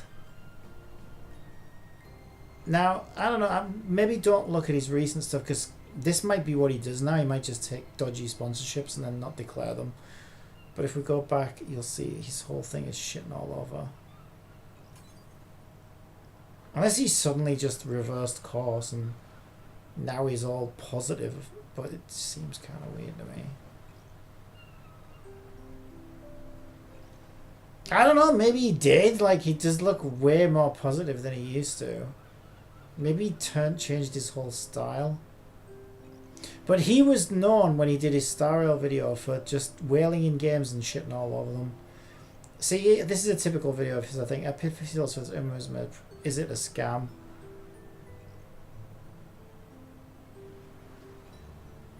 I don't know, because this might be clickbait, and he might be like, no, it's fine, guys. I don't trust this as far as I could throw it. And so far, there's nothing about this that makes me want to get back into the game. Why? I don't understand why is Canthia so interested in this? What is it about this video? Are you still around, Canthia? Is there anything specifically in this video that made you want to give this game a try again? Because so far it just looks like he's just going through all the new content.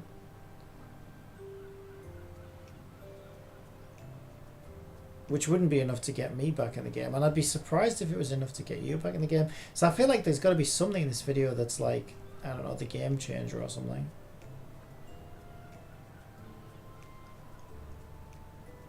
Let's just try and skip on and see if I can see anything. He's still talking about maxing her skills, you're gonna go to the events tab over here in the top left, and you're gonna go to Animatry Awaken. Once you max your skills, these portraits will light up. You can just click go to Awaken, which will bring you to this DNA looking kind of thing. Alright, so there are nodes here that give you stats, basically HP. Last slot, I'll tell you what I did copy from this game. 100%, I'll admit it. I copied this loadout system because I thought it was really, really good. The one good thing about this game, I thought, was this loadout system. This loadout system was really, really well put together, and it remembered which. So it let you do a few things. You can change presets here, and then there's some manage presets somewhere else. But it also like just had like a memory, so it would just remember who you went in with. And I thought this was a really quick way just to kind of like switch team members or load presets. And I thought that's actually really, really intuitive. I like that. So I copied it almost one-to-one. I'll admit that because I thought it was a good system. When I see a good system, sure, I'll take that. I'll recreate that, and it's fun for me. That's one of the fun things for me is to see something that I like and then see if I can remake it. just basically protect my team. Aya is gonna push up, and then Lilium is just gonna do what Lilium does and just chonk HP away from the boss. And then Yeli's just gonna go, right? So just pay attention here, right? We're gonna pop the passive, and then we're gonna kill. You see that? We pop Valerian's passive, and then we kill. And there you have it. I hope that explains how the awakening system works. Let's move on to the next feature that they added in this update. And this one here is the biggest Restart feature is like of just the over a patch 6 for month me, old game because now. farming a perfect shell was the worst experience ever. If you're unlucky, you can go 3 weeks without the lines you want. So this update hits home for me. I felt this all the way down to my core. So we come here with the respect button on the left. Look at the screen, tell me what you see. And let's say I wanted to change this to strive. Boom, I can hit that. So this is custom made. Yeah, there's not enough. There's nothing in here for me that makes me want to go back to that game, if I'm being honest. Right, I think we're pretty much done. We're running out of base. 3 left.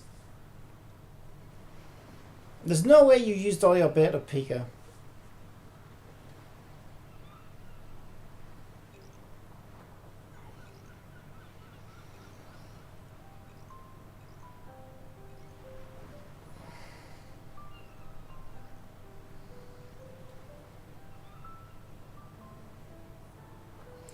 Are these like the Knights of the Round Table?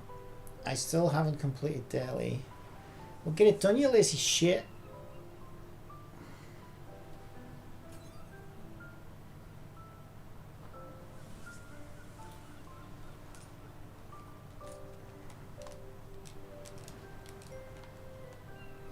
I only check when daily when someone tells me, otherwise I forget.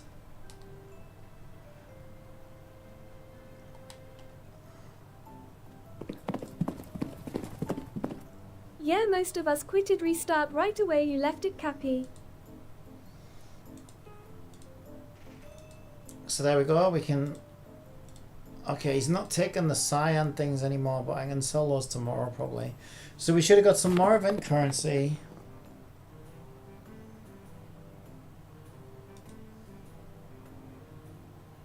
That's the wrong button.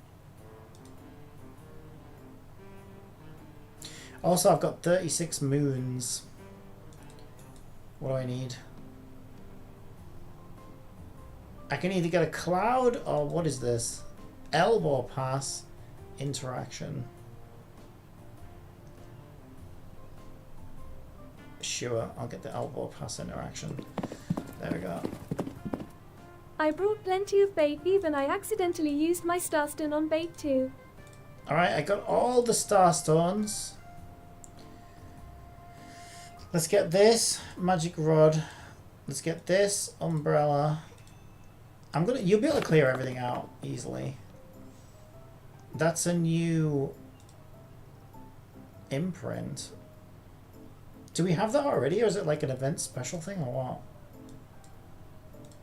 I like that they also let you do like whatever you want in whatever order you want. I mean, once you climb up here, you can pick what you want. Like, that's cool. They don't make you do everything in like a certain order. Garden glazed furniture. So you can build walls, I guess. I don't know if I have this yet. I've only got 3 fish left. I guess I'll get that. Although I think I've got tons of energy refreshes. Alright, there we go. I'm pretty much done for today.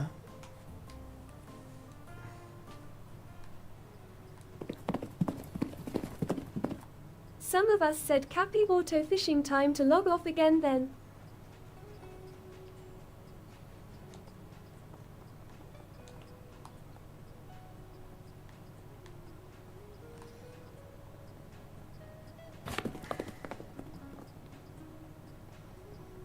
Just check this.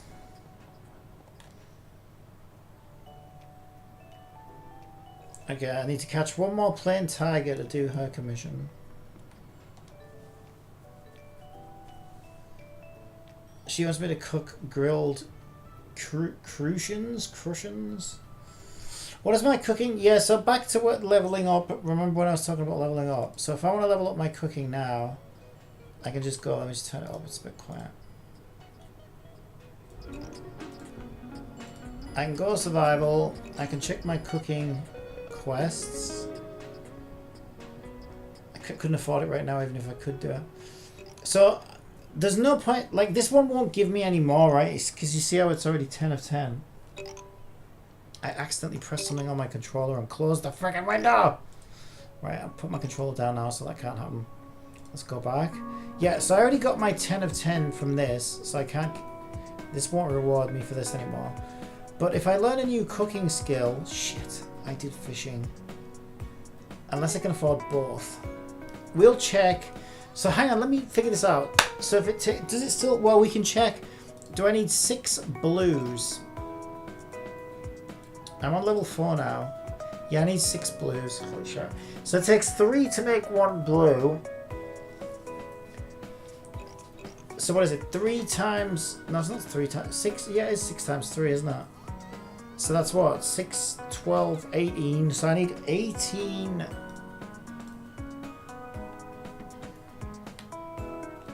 skill books. Can I afford that many? Tomorrow the news will be inescapable over that latest I can! Alright, 18 skill books. That's insane. We can do it. We can do it. We can do it. Alright, so... Now we want to craft... our intermediate cooking times 6.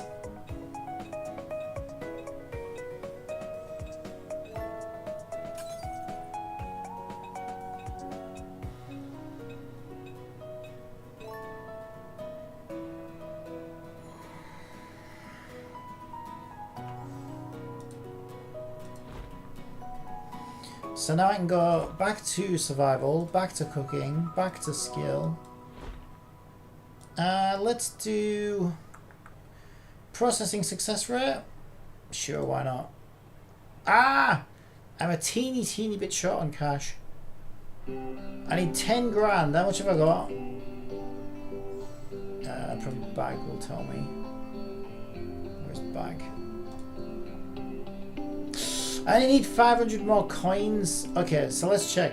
Sometimes you can sell stuff.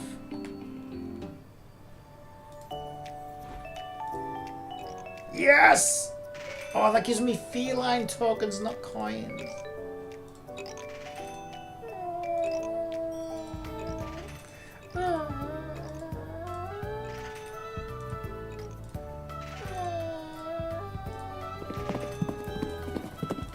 I'm getting You loads can of cat speed up at the coins. cost of 150 starstones though. I'm getting loads of cat coins here though. How much curry did I make? And mushrooms. I don't even remember making those. We ran out of mushrooms.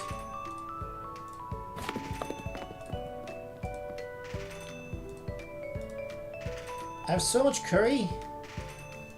Oh yeah, I think I did curry for a quest once. Okay, I still need 500 coins. Wait, does she buy anything off me? Cat coins. I also don't have anything she wants.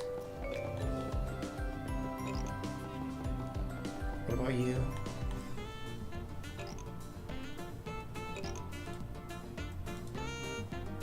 Now these only give so there's only the fishing guy who gives you money for stuff.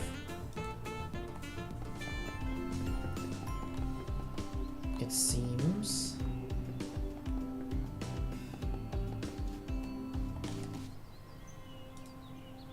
Yes.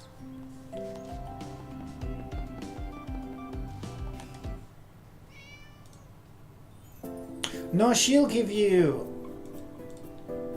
money, but they're very specific things.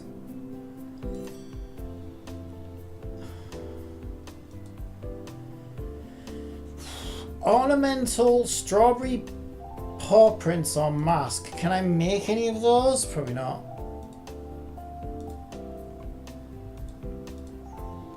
Paw prints, strawberry. Can't do strawberry. Can't do problem. Can I just get these though? Zippers. If I just get some zippers. Where do I get zippers from? Buy them from her. She sells zippers. Oh nobody. Oh no! Yes, I buy them with cat coins. This is great. Okay. Do it. Purchase. Get 10. 10 zippers. So now I should be able to craft the cat paw.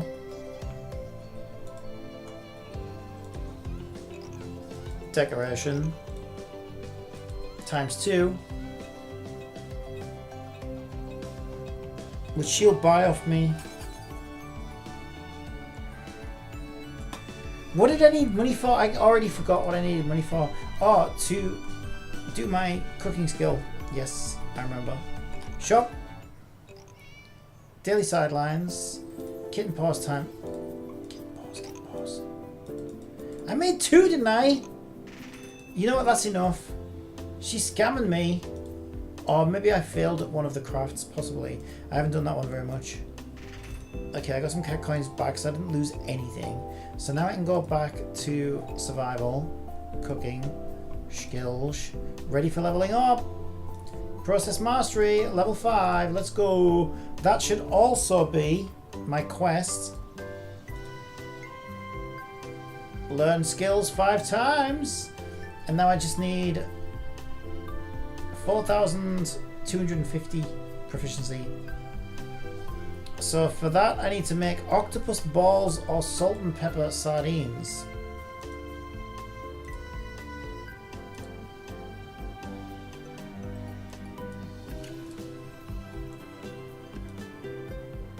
There's salt and pepper sardines. We don't have any sardines.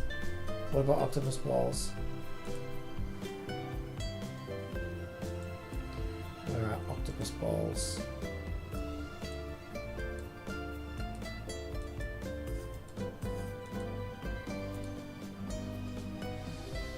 I don't find the octopus balls. Octopus sashimi. Ah, god damn it! I don't have no octopus either. Yeah, I guess it's because the only fishing I've really done lately is the event fishing because obvious reasons. I want the event rewards. So I guess our general fishing is kind of on hold right now. I mean, I could go do some because like I still have energy for fishing. I just don't know if I want to. It's just time consuming. Like, it's probably something I would do off stream rather than on stream because obviously it's kind of boring, right?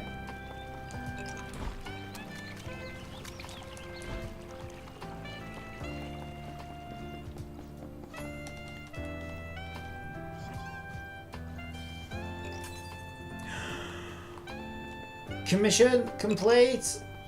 Which one was it? You.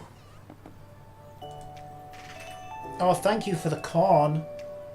Capture Hero Papilio Machali. What?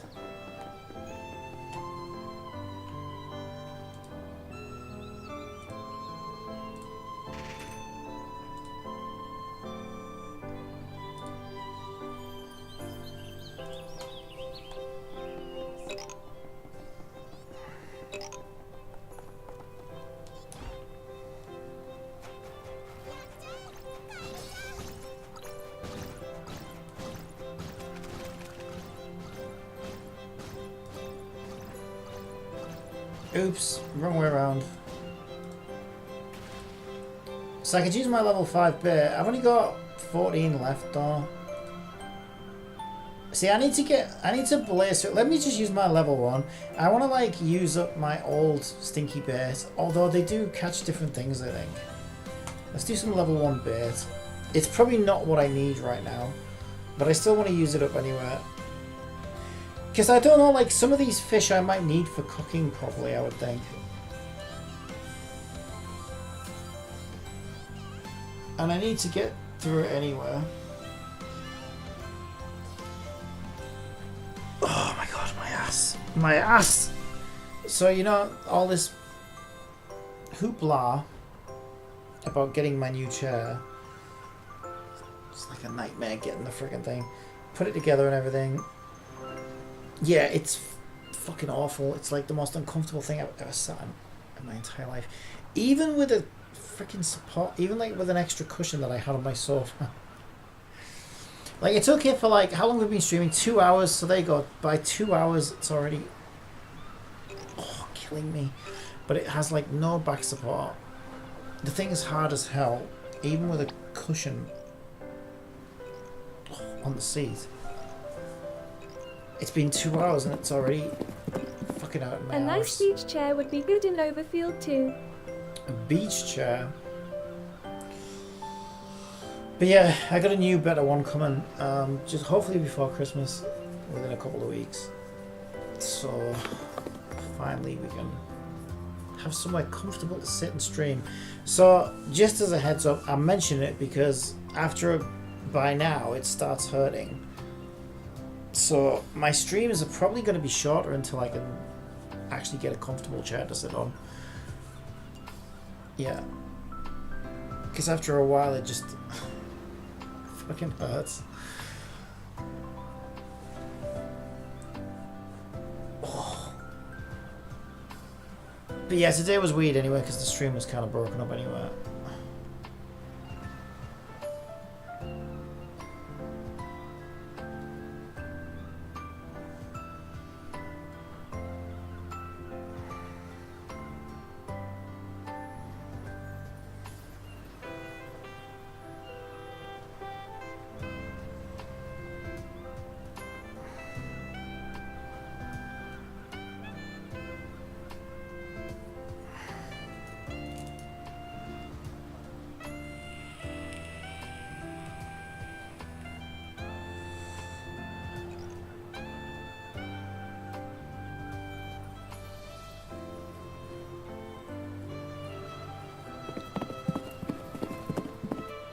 Well, you could use a bed instead of chair if you also had a laptop too, Cappy. Well, I could use a bed anyway. That's kind of what I did last night. So I moved my bed so I could sit on the bed. Because this is what I used to do when I lived at my dad's house for a while. And I used the wall as backrest. The problem is, this room's quite big, so I'm very far away from the screen. And it's quite hard to work on the screen when I'm so far away from it. Because it's hard to read stuff. So it's bloody one thing after another. So, and I don't know how I feel about streaming on the bed. Seems kind of weird. I mean, we could do. I guess I could do if it push comes to shove. But I don't know. A new chair coming in a couple of weeks. I'm hoping to just kind of persevere with this chair for now. Because even if I get the camera set up so I stream from the bed, I'm still very far away from the screens. So like right now I can read your Twitch chat on the smaller screen, but from the bed I wouldn't be able to read that. I mean, TTS probably means I don't need to, but sometimes you still need to like check stuff. Paula Tommy, the generalist, over on YouTube. Yeah, sorry, my YouTube chat is off right now. Well, you could buy some of those zoomed-in glasses to deal with that. I'm gonna sit there just playing games with binoculars. It's not that bad, but it's like it just, like I say, it's hard to work like that. So.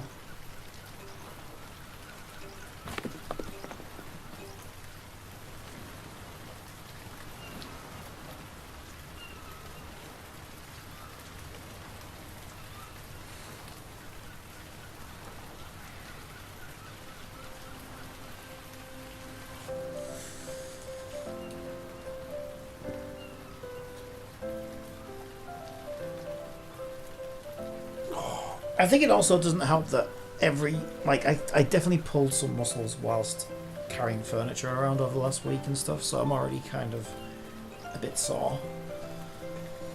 But I know that that's not what this is. Like, this is like, I think I've had I don't know, I don't remember having an uncomfortable chair ever really.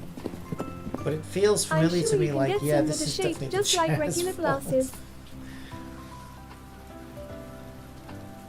No, like I say, you're misunderstanding the point. My point isn't that you can't. I don't even know what you're talking about. Think about it, right? Even if I was to do that, by the time I ordered some zoom-in glasses, and then how would I function outside of that? Like when I need to look at other stuff. And then by the time those came in the post, like my chair will probably be here by then. So like it's kind of like, I don't know. The tail wagging the dog. I'm trying to think of a good analogy. It's like throwing out the baby with the bathwater kind of thing. It just seems like an overkill solution for a problem it's only temporary. Worst case scenario is probably 2 weeks I need to deal with this uncomfortable chair situation. But yeah, I'll figure it out.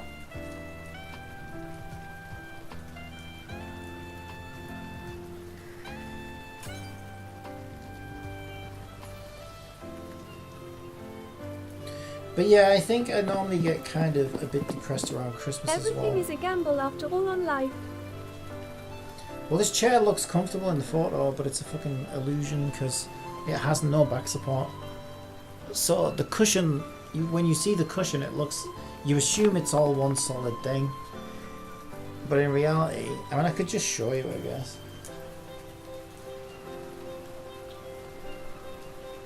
But in reality, there's like no back on it. Let's see if I can tilt this down and show. Right, so this is the back of the chair.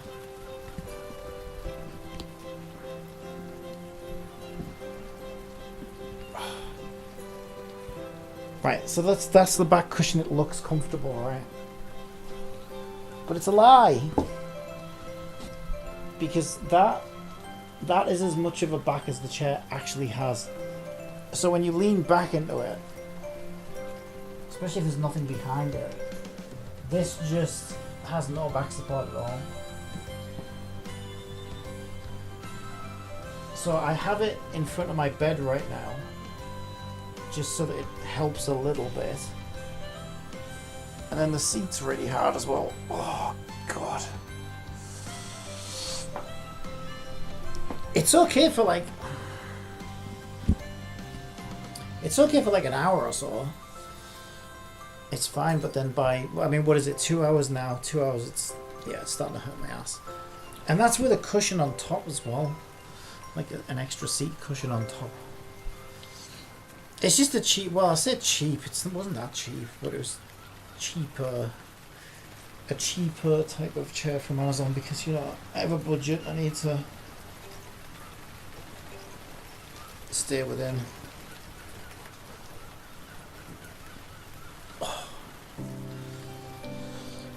And you get like a lumbar cushion, which helps a little bit, but not really.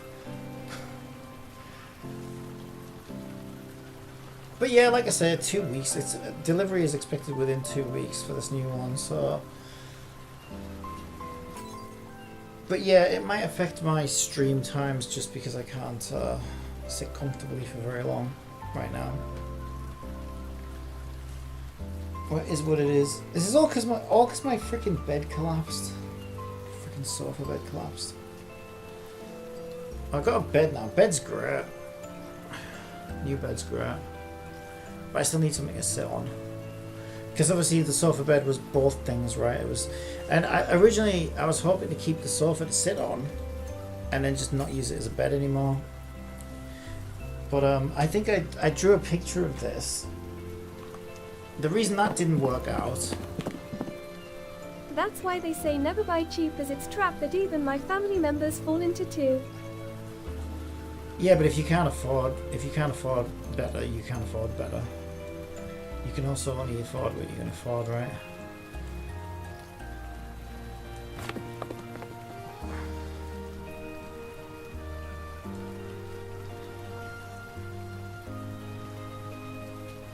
Right, so if this is the sofa,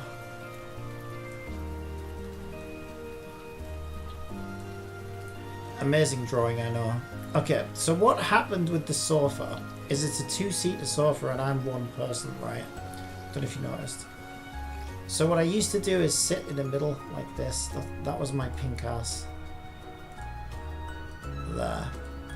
And within 1 day, and this wasn't cheap either, this is over £1,000. Right. And what happened by the end of 1 day, where's my paintbrush? There it is. The sofa had sank here. Some can afford it, but they choose to save instead. The cushion had sank here and was much higher up here. And that was after 1 day. 5 years later, when the bed collapses, the seat cushions looked more like... that's not what I tried to click. So if you're looking at it like front on, let's I'll change the canvas there. So if you were looking at it from the front, where's my brush? There it is. It kind of went like this in the middle, where my fucking fat ass has been sat right over 5 years. And that's the middle of the sofa. Now, when I rearranged this entire room to get a bed in here, I now needed to sit here. And you can imagine how that worked out. Now this actually got so bad, that's why I have this extra cushion that I sit on. So I went and bought an extra cushion which kind of tries to fill that bit there. So I have this extra cushion that I've been sat on for a couple of years now, because this just got so bad. So then what I was doing is sitting, because of the way the room's rearranged, it no longer made sense to sit in the middle. So I had to sit here. So I had this sticky up middle of the cushion in the middle of my ass for a few streams. And that was fucking awkward and uncomfortable. Mind you, I think this is more uncomfortable, if I'm being honest. But that's gone now. That's been dismantled and gone because I got a new chair, right? But yeah, it's been one thing after another. So that's gone now.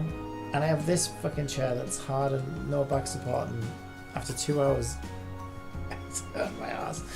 So anyway, we've got a proper chair coming in a couple of weeks. So I mean, this was supposed to be a proper chair, but it's... yeah, it's not very good. Definitely the most uncomfortable chair I think I've ever had. I'm trying to think of all the chairs I've had over the years. I think it is. I think there was a chair. I'm sure I bought a chair or stool that was shit Sometimes like I get told Sangs like you can always get the best stuff when you go cheap. To other Sangs go you can save tons and still get something that lasts for years without breaking and so forth. It depends. Not everything expensive is good. Not everything cheap is crap. It's just like these games, right? Like, you know, indie studios can make good games and AAA studios can make good games, and both can also make crap games. And it's the same for everything else. You can get cheaper items that are still good, up to a point. I mean, obviously, you know what I mean. If you're gonna pay £5 for a sofa, you can't expect, you know, them to be able to make something decent with that amount of money, right? So there is a point where, you know, obviously you need to spend up to a certain amount just for the materials alone. But expensive doesn't always mean great either. That's the thing, because I've been all over, you know what I mean. I've gone from buying cheap things, mid-range things, expensive things, and I've had good and bad experiences from all ranges, and yeah, it just really depends. I'd say typically it's more like, let's get my paintbrush out again. Gavadir says, $50 soldering station from China still works great many years later. Exactly. Yeah, you can get good things for cheap. I'd say it's more like, I think there is definitely a little bit of a correlation, but it's not as much as I think people think. So let's say this is price vertically, right? Let's say this is price. Price. And let's say this is quality. Or just, you know, like fit for purposeness kind of thing, right? Usefulness. Piker QuickTime 787 says, back in my father's age what you can for dollars isn't the same as today though on quality. People expect it to be like that, right? 5. People expect it to be like that, but it really isn't. I think it's more like that, sadly. Like, yeah, if you're getting the most expensive thing, it will be substantially better than the least expensive thing. But like, you can, obviously there's fluctuations, right? But like this varies so much, so you can get things. If you imagine there's like let's say there's like a bubble, let's say there's higher end, so let's say that's like middle of the road expectations, but you'll always get things that are like way better than the price. And I think it's more like that actually, where the more you pay, the less extra you get for your money. Gavadir says, people build things to break now. But also I think that kind of goes like that. Yeah, they do, definitely. So if you think of this green line as like, oh sorry, this is, I did price, it should have been, yeah, I kind of fucked that up. Okay, imagine this is price and this is quality. So like sometimes you'll get way more than what you paid for in terms of quality. But I think that peters out towards the highest end, to be honest. But then you can also get much less than like what you would expect that you paid for. And I'd say that's an even bigger substantial thing at the high end, honestly. And then so if you're getting the worst quality versions of a low priced item and the worst quality version of a high priced item, I think the quality difference is not that big for the price, do you know what I mean? Says, these days you pay $5 and get bad things compared to back in father's days where you pay $5 and it lasts for years.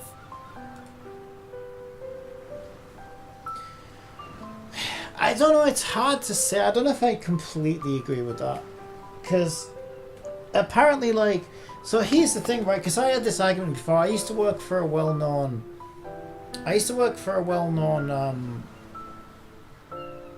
retailer. And it's a retailer that sold a lot of computer stuff, so I was on the computer support, but we had to take calls for their other lines as well. So they also sold washing machines and dishwashers and kitchen fucking cupboards and everything you can imagine. It's like a big household name here in the UK. I won't say who it is. Anyway, and I know because my job was warranties basically. My job was like tech support with computers, and if we couldn't fix it over the phone, we'd send it off for repair. And so we dealt with warranty teams a lot, and we did the same thing with like washing machines and stuff. So you troubleshoot a washing machine over the phone, and if we figured that it does need to go away for repair, we'd book in a repair, right? So because we dealt with warranties closest with all these big manufacturers, I know for a fact that these manufacturers, what they do is they expect a fail rate. So what they do is they basically say, okay, we can make the product for X amount that's a lot cheaper, but 5% of our products will fail within warranty and we need to send them away for repairs. Or we could spend a lot more, Y amount, and have like barely any, like, you know, 0.1% of failures within those manufacturers that go away for repair. You would think that the manufacturer would want the 0.1% fail rate, but they don't. They want the 5% or whatever fail rate because it's a lot cheaper. They save a lot more money. They have really good deals with repair agents and stuff like that. So it's actually cheaper for them to make the product and expect a certain amount of them to fail within warranty. It's low, but it's not as low as you would think, right? It can be like anywhere from like 5 to 10%. Because that's cheaper for them to repair 5 to 10% of the ones they sell, given how cheap they make them. Because they can make them so fucking cheap that way. And then, yeah, they know some of them are going to need to go away for repair, but it's cheaper for them to repair it than it is to make the product last longer. So yeah, they do basically make things to fail. They expect certain amounts of them to fail as well. And so I remember saying to somebody, well, oh god, this kind of shit, isn't it, that everything's made like as cheap as possible now? It can hard sometimes. You grow up in the 1970s to 1980s though. You know, and I said, yeah, that's what I'm saying. And I said, you know, well, what about when I was kids? Or my mum talks about fucking appliances that they bought and it lasted them a fucking lifetime. And somebody argued with me, and I think it's a fair point. Somebody argued with me, yeah, but you can get a washing machine now for £100 or so, right? Which is fucking next to nothing. But back in the 19 whatevers, it would have cost them like fucking, you know, 3 months' wages to get a washing machine. And sure, it would have lasted them for life. But the cost was like significantly more. Isn't it better to just replace the washing machine after 5-10 years, whatever it lasts you, for like a fraction of the price? Because yeah, I suppose, I don't know, throughout a lifetime, how many do you really need? It's a weird argument. It also means, think of all that waste though, you know what I mean? It's like every time a washing machine gets thrown out and stuff, but they don't give a shit about that. That's got to be worse on like environments and stuff. But yeah, I suppose it's a fair point. It's like, okay, manufacturers could make products that will never break and will last longer, but you're going to be paying a lot more for them. And wouldn't you rather just get them as cheap as you get them now? I suppose it's, yeah, I don't know, give and take, isn't it? There's an argument to be made there as well, I suppose. But yeah, it always feels like shit when you're the unlucky bastard who, you know, has your thing fail within warranty and then you've got to send it off for repair, and it's like, great. And yeah, nothing's going to last that long these days because it's not meant to. But yeah, it is what it is, I guess. Alright, on that note, I'm going to wrap this up so I can get some food. Let's sit somewhere comfortable. My father thinks we'll replace a product when it breaks, not before, compared to these days. Father thinks we'll replace a product when it breaks, not before. Compared to these, I don't know. I don't really know what you mean by that. It depends. Everyone's different, right? I know people who, you know, like, I mean, I'll keep my phone until it breaks because I'm not really a heavy phone user. But a lot of people like to have these contracts and like the latest phones all the time. I just don't give a shit. But then I'm kind of like that with my computers, right? Like, I've had a RTX 2070, 3070, and now I've got a 4070, and I don't need to have the latest. I mean, it's not that it's the latest anymore, but you know what I mean. But this is like my life, right? I'm computer mad, so for some things it depends what it is, right? I like to have the latest computer stuff because I'm gonna put it to use. I'm gonna get the most out of it, and it's, you know, where I spend all my time. Gavadir says, I kind of wish I got a 4090. I wish I had the money for a 4090. Piker QuickTime 787 says, okay Cappy, have a nice night then, and we'll see you next time in a future stream. So it depends what it is, but if I'm buying a pair of shoes or a pair of trainers or something, then Yeah, damn right. I'm probably gonna wear those things until they drop to bits because I just don't really give a shit. Like, are they doing their job? Yeah, great.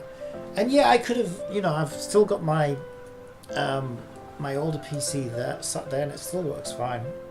I can still play all the games I play now on it probably, and I do have it as a backup and a spare, and sometimes I use it as a second machine. The problem is So I didn't everything need goes this new outdated one. more quickly. But I'm sure glad I've got it, and I'm sure getting my use out of it. But yeah, it depends on your own personal priorities as well, doesn't it? But yeah, it sounds like your dad will only ever replace something when it breaks. And I think that's true for most things for most times. But there's probably some things that your dad... Like, what does your dad like to do? Like, let's say your dad was an avid fisher or a golfer. You know, he might get himself a new says, golf my club or a old new com fishing has a pole or whatever. 2070. I recently And he might set not it back need up just it. to test something. The other one probably works fine, but if you know, if your personal priority is that you like to have something nice for a specific thing, Hiker QuickTime then I guess it's fine. 787 says, well, my phone will last for 7 to 9 years from 2024. Yeah, it just depends on your own personal needs. Whereas, like, yeah, like my mum had the same laptop because she barely uses a computer. She only uses it just to do emails and internet. So she had the same laptop until it would I don't even think I could install Windows 11 on it. It was that old. And then I gave him one of my old ones. Well, I say old ones. I don't have one now. Actually, I just gave him my latest laptop. But for her, that's fine. That'll last her like God knows how long, another 10 years probably. I think she had the other one like 12 plus years. Because she doesn't use it that much, so it's like it depends on who you are and what your priorities are as well, I think.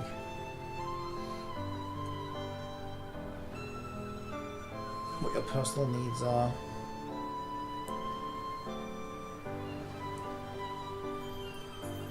But yeah, I think like manufacturers overall do definitely push for this. They try to have like planned obsolescence. Like no manufacturer wants to live like the 1950s. No manufacturer wants to make a product that someone will have for life and never need to replace it, because they probably end up going out of business that way, sadly, because their competitors will be making things that break where people have to keep coming back and getting new ones. So even if you wanted to run a business that way, your competition isn't running their businesses that way, and so you know people are just going to buy. And if your product, there you go. Like let's say washing machines, because we said washing machines. So let's say you wanted to make the world's first washing machine that lasts a lifetime, right? How much are you going to be able to sell that washing machine for? It's probably going to cost 10 times what some cheap Chinese washing machine company can charge for one that will break within a couple of years. So then, which one are people going to buy? Are they going to buy yours for 10 times the price, or are they going to buy the cheap one from China? Most people will probably buy the cheap one from China, and that's the sad reality of things, right? So it's like, you know, you can't win in a way. We've kind of done it to ourselves as consumers as well in a way. But yeah, manufacturers definitely take advantage of that, right? They want things to break, and they want us to keep buying the new versions and replacing things because they make more money that way. Well, some people don't automate their appliances these days, like for example with dishwashing machines. And I'm not talking about that though. I'm talking about cheap and short lasting versus expensive and long lasting, and what consumers will probably end up buying.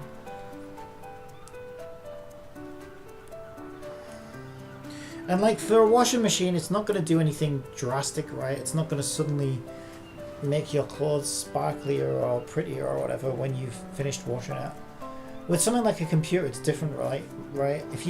Nobody would want to build a computer that lasts a lifetime, because the technology is going to change so much in the next 5 years that, you know, it's going to be old by like capability standards by then, right? So like with computers, they drastically change so quickly that even if you built a computer to last a lifetime, it would be so outdated 5 to 10 years from now that, you know, would you really want to use it? So there's that as well to consider. Like, is is the thing that you're making Yeah, just likely like to everything. evolve? Is the thing that you're making still evolving, like, technologically? Because if it is, then people might also want the newest, shiniest bells and whistles. And that's how they've gotten away with... That's how they got away with selling new phones as much as they have. Is by constantly adding better cameras and flatter screens and bigger screens and whatever. But I think that's petered out now. I think people are realizing, okay, there's not much difference between the iPhone fucking 10 and the iPhone 11 or whatever the fuck they're up to now. And does it really David justify says, the price? I kind of think electronics do last a lifetime. I still have my SNES and I think it works. Haven't booted it up in like a decade though. Yeah, but let's see, what's that, Nintendo? Yeah, Super Nintendo. Yeah, but you can't play the latest Switch games on it. So, like, they still kind of, like, it's still planned obsolescence in a way, isn't it? But it makes sense, because they're going to want to make games better that require better specs, and your SNES doesn't have the specs to run that, so that's kind of like... But what I mean is it's, like, awfully convenient. Like, at a certain point, we probably will... You probably heard of Murphy's Law, right? There's this idea that eventually we'll reach a point where we can't make these computers any better or faster or whatever, because there's only so many diodes you can get on a chip to No, a I point where play it fails. SNES games on the SNES LMAO. So with CPUs, for example, they I think they Piker QuickTime figured out a double layered 787 approach or says, something. these days it comes down to support time sometimes before you replace a product. Yeah, so we should have hit a Murphy's Law with chips until TSMP or whoever it is who makes them, I think it was TSMPC or whatever the fuck they're called, Taiwan. They found a double layered way of getting extra, like, diodes or whatever the fuck they are on the chips. So then we're able to go, like, even further. And they're trying to experiment now, because we're reaching the limit of that now.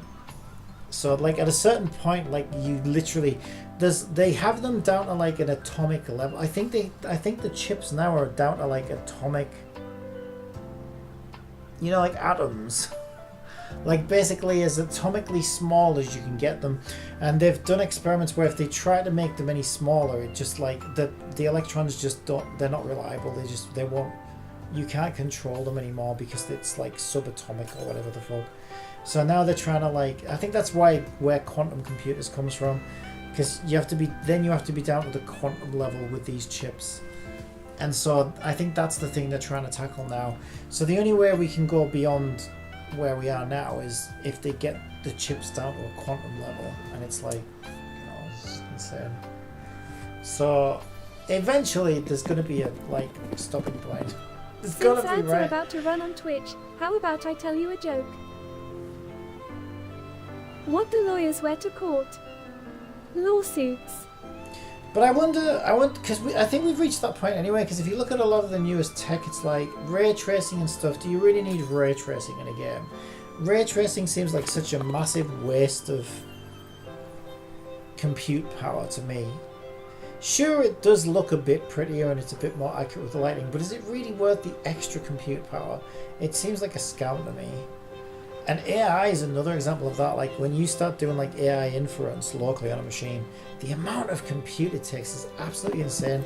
To what? Generate some boobs or, Piker QuickTime some AI slop. 787 says, It just some seems like want a to play massive games on older waste phones, of but they go, compute. sorry, your phone is outdated, and the other way they get you upgrade is when the games you play start to glitch up and crash. And so they both kind of feel like scams to me. It's like, is this just a way of wasting compute to Gavin justify says, selling ray more to us? tracing is so stupid, LMAO. Yeah, I think it's like, it's clever the way they did it though, right? Do you remember 3D televisions? To me, it's almost like the 3D television thing. Everyone went nuts for the idea of 3D televisions, and then it just, like, It's super crushed and burned. pointless. Doesn't look better at all. I think it can look better. I've seen examples where it can look better, but it's, number one, is it really worth the extra compute? And number two, like, it doesn't look better enough that the naked eye could, like, I think it would be difficult to identify, especially the average user. I reckon you could show them tons of screenshots and say, okay, tell me if it's ray tracing or not. And I think the average consumer wouldn't be able to definitively say which ones are and aren't ray traced, because you can get such good effects with just like standard bloom, screen space scattering, standard like lighting. You can have some amazing looking scenes without ray tracing. That I don't think the extra compute justifies the need for ray tracing, but again, I think it's kind of like a scam. That's why Nvidia are laughing all the way to the fucking bank right now, because they've managed to convince people that we need AI. We really don't, and they've managed to convince people that we need ray tracing. QuickTime 787 says, well, they just want to add more realism to games with ray tracing, aka more real. Yeah, but we don't want says, real, we want it's games. like When were games supposed to be real? People might like some more than others, but ultimately it's a lot of computing power to achieve very little. Yeah, I agree with that. Like, sure, in some circumstances it could look a bit better, but not like to the amount of extra computing power that it takes. And the amount of computing power that it takes just to, like, I don't know, talk to ChatGPT or generate some freaking anime girls as images or whatever. And I don't know, is it all AI slop? Sure, it can be impressive and it can be helpful and it can be useful, but is it really worth it all? I don't know. I feel like it might be a bit of a fool's errand in a way. It might just be a big scam. Because it does seem like an awful waste of compute power, which is awfully convenient for the likes of Nvidia. Yeah. But yeah. Of course, once all the games are like that, what can you do, right? If every game becomes ray traced, and then to the point where they use like DLSS, where they're like generating fake The more high frames. fidelity graphics become, the less style they have.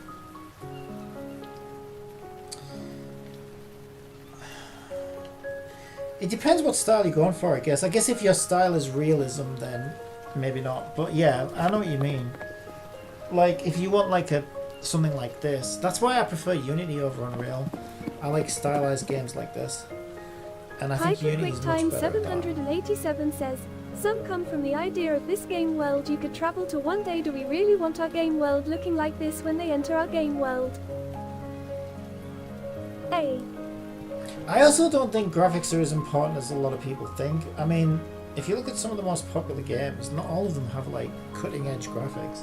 As long as they're like reasonable. I don't think everybody demands the best looking. And then you can have games that look, I'm trying to think of, there's loads of really good looking games that play like fucking shit. They're just crap. Like, look at Monster Hunter, the new Monster Hunter, right? They tried to make everything look really, really great. It all looks washed out and shit. Actually looks like shit. And the frame rate's crap, and your fucking computer blows up every time you try and run it. It's the most unoptimized, unplayable dog shit ever. And yet the game that came before it was amazing. Gabby says, yeah, graphics are after like 5 other things. Most important thing is gameplay all the time, but yeah,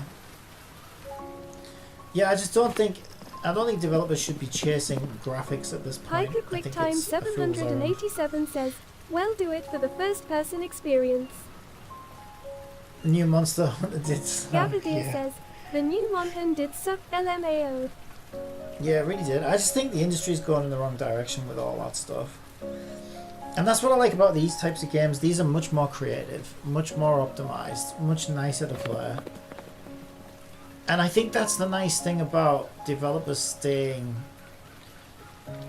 modest and aiming for things like mobile as well. By doing that and saying, okay, well, we can't go, we don't want to be like, what's that stupid game?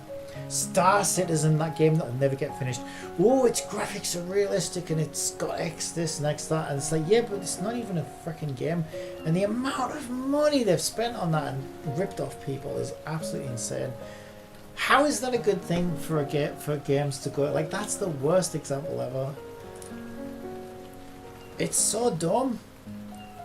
So at least if a developer's saying, okay, we've got this box to work within and we need to stay within it, I think it lets them be more creative. It forces them to be more, I don't know, better at solving problems rather than just throwing everything new and shiny at the latest tech and hoping it all runs smoothly, which it never Pika does. QuickTime 787 says, one day you will be able to enter the game and be inside Lacey's body, for example. I don't know. I don't know if that'll happen. It's kind of what VR was trying to do, but it's just such a... VR's too weird. First of all, it's too much of a pain in the ass to get into and set up.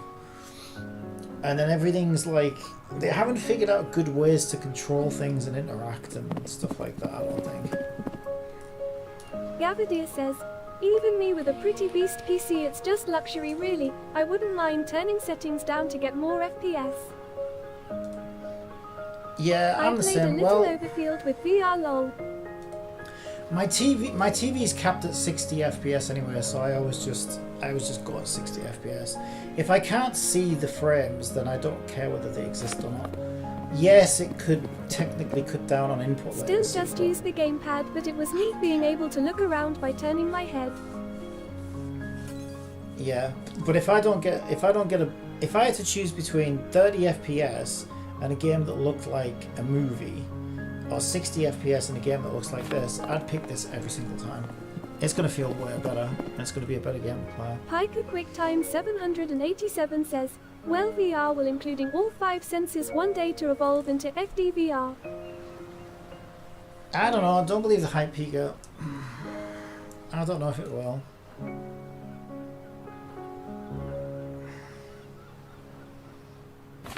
I don't know if I wanted to. Like, would you really want to be... I mean, you've seen how things go now. Gavadir says, I don't think that's going to happen in our lifetime.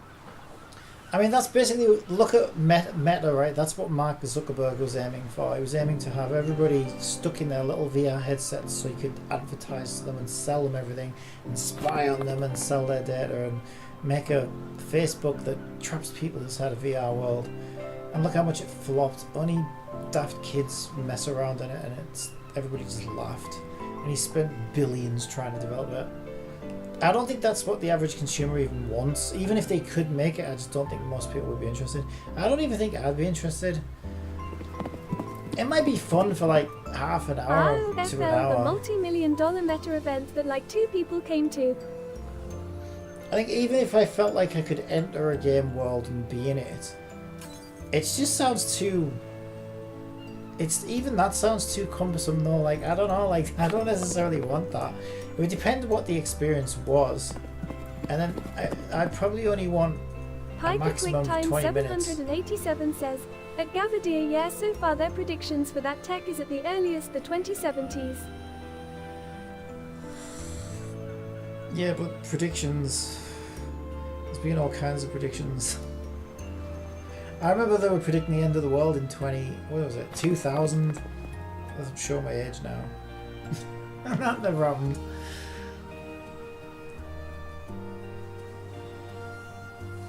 Alright, I'm gonna go get some food.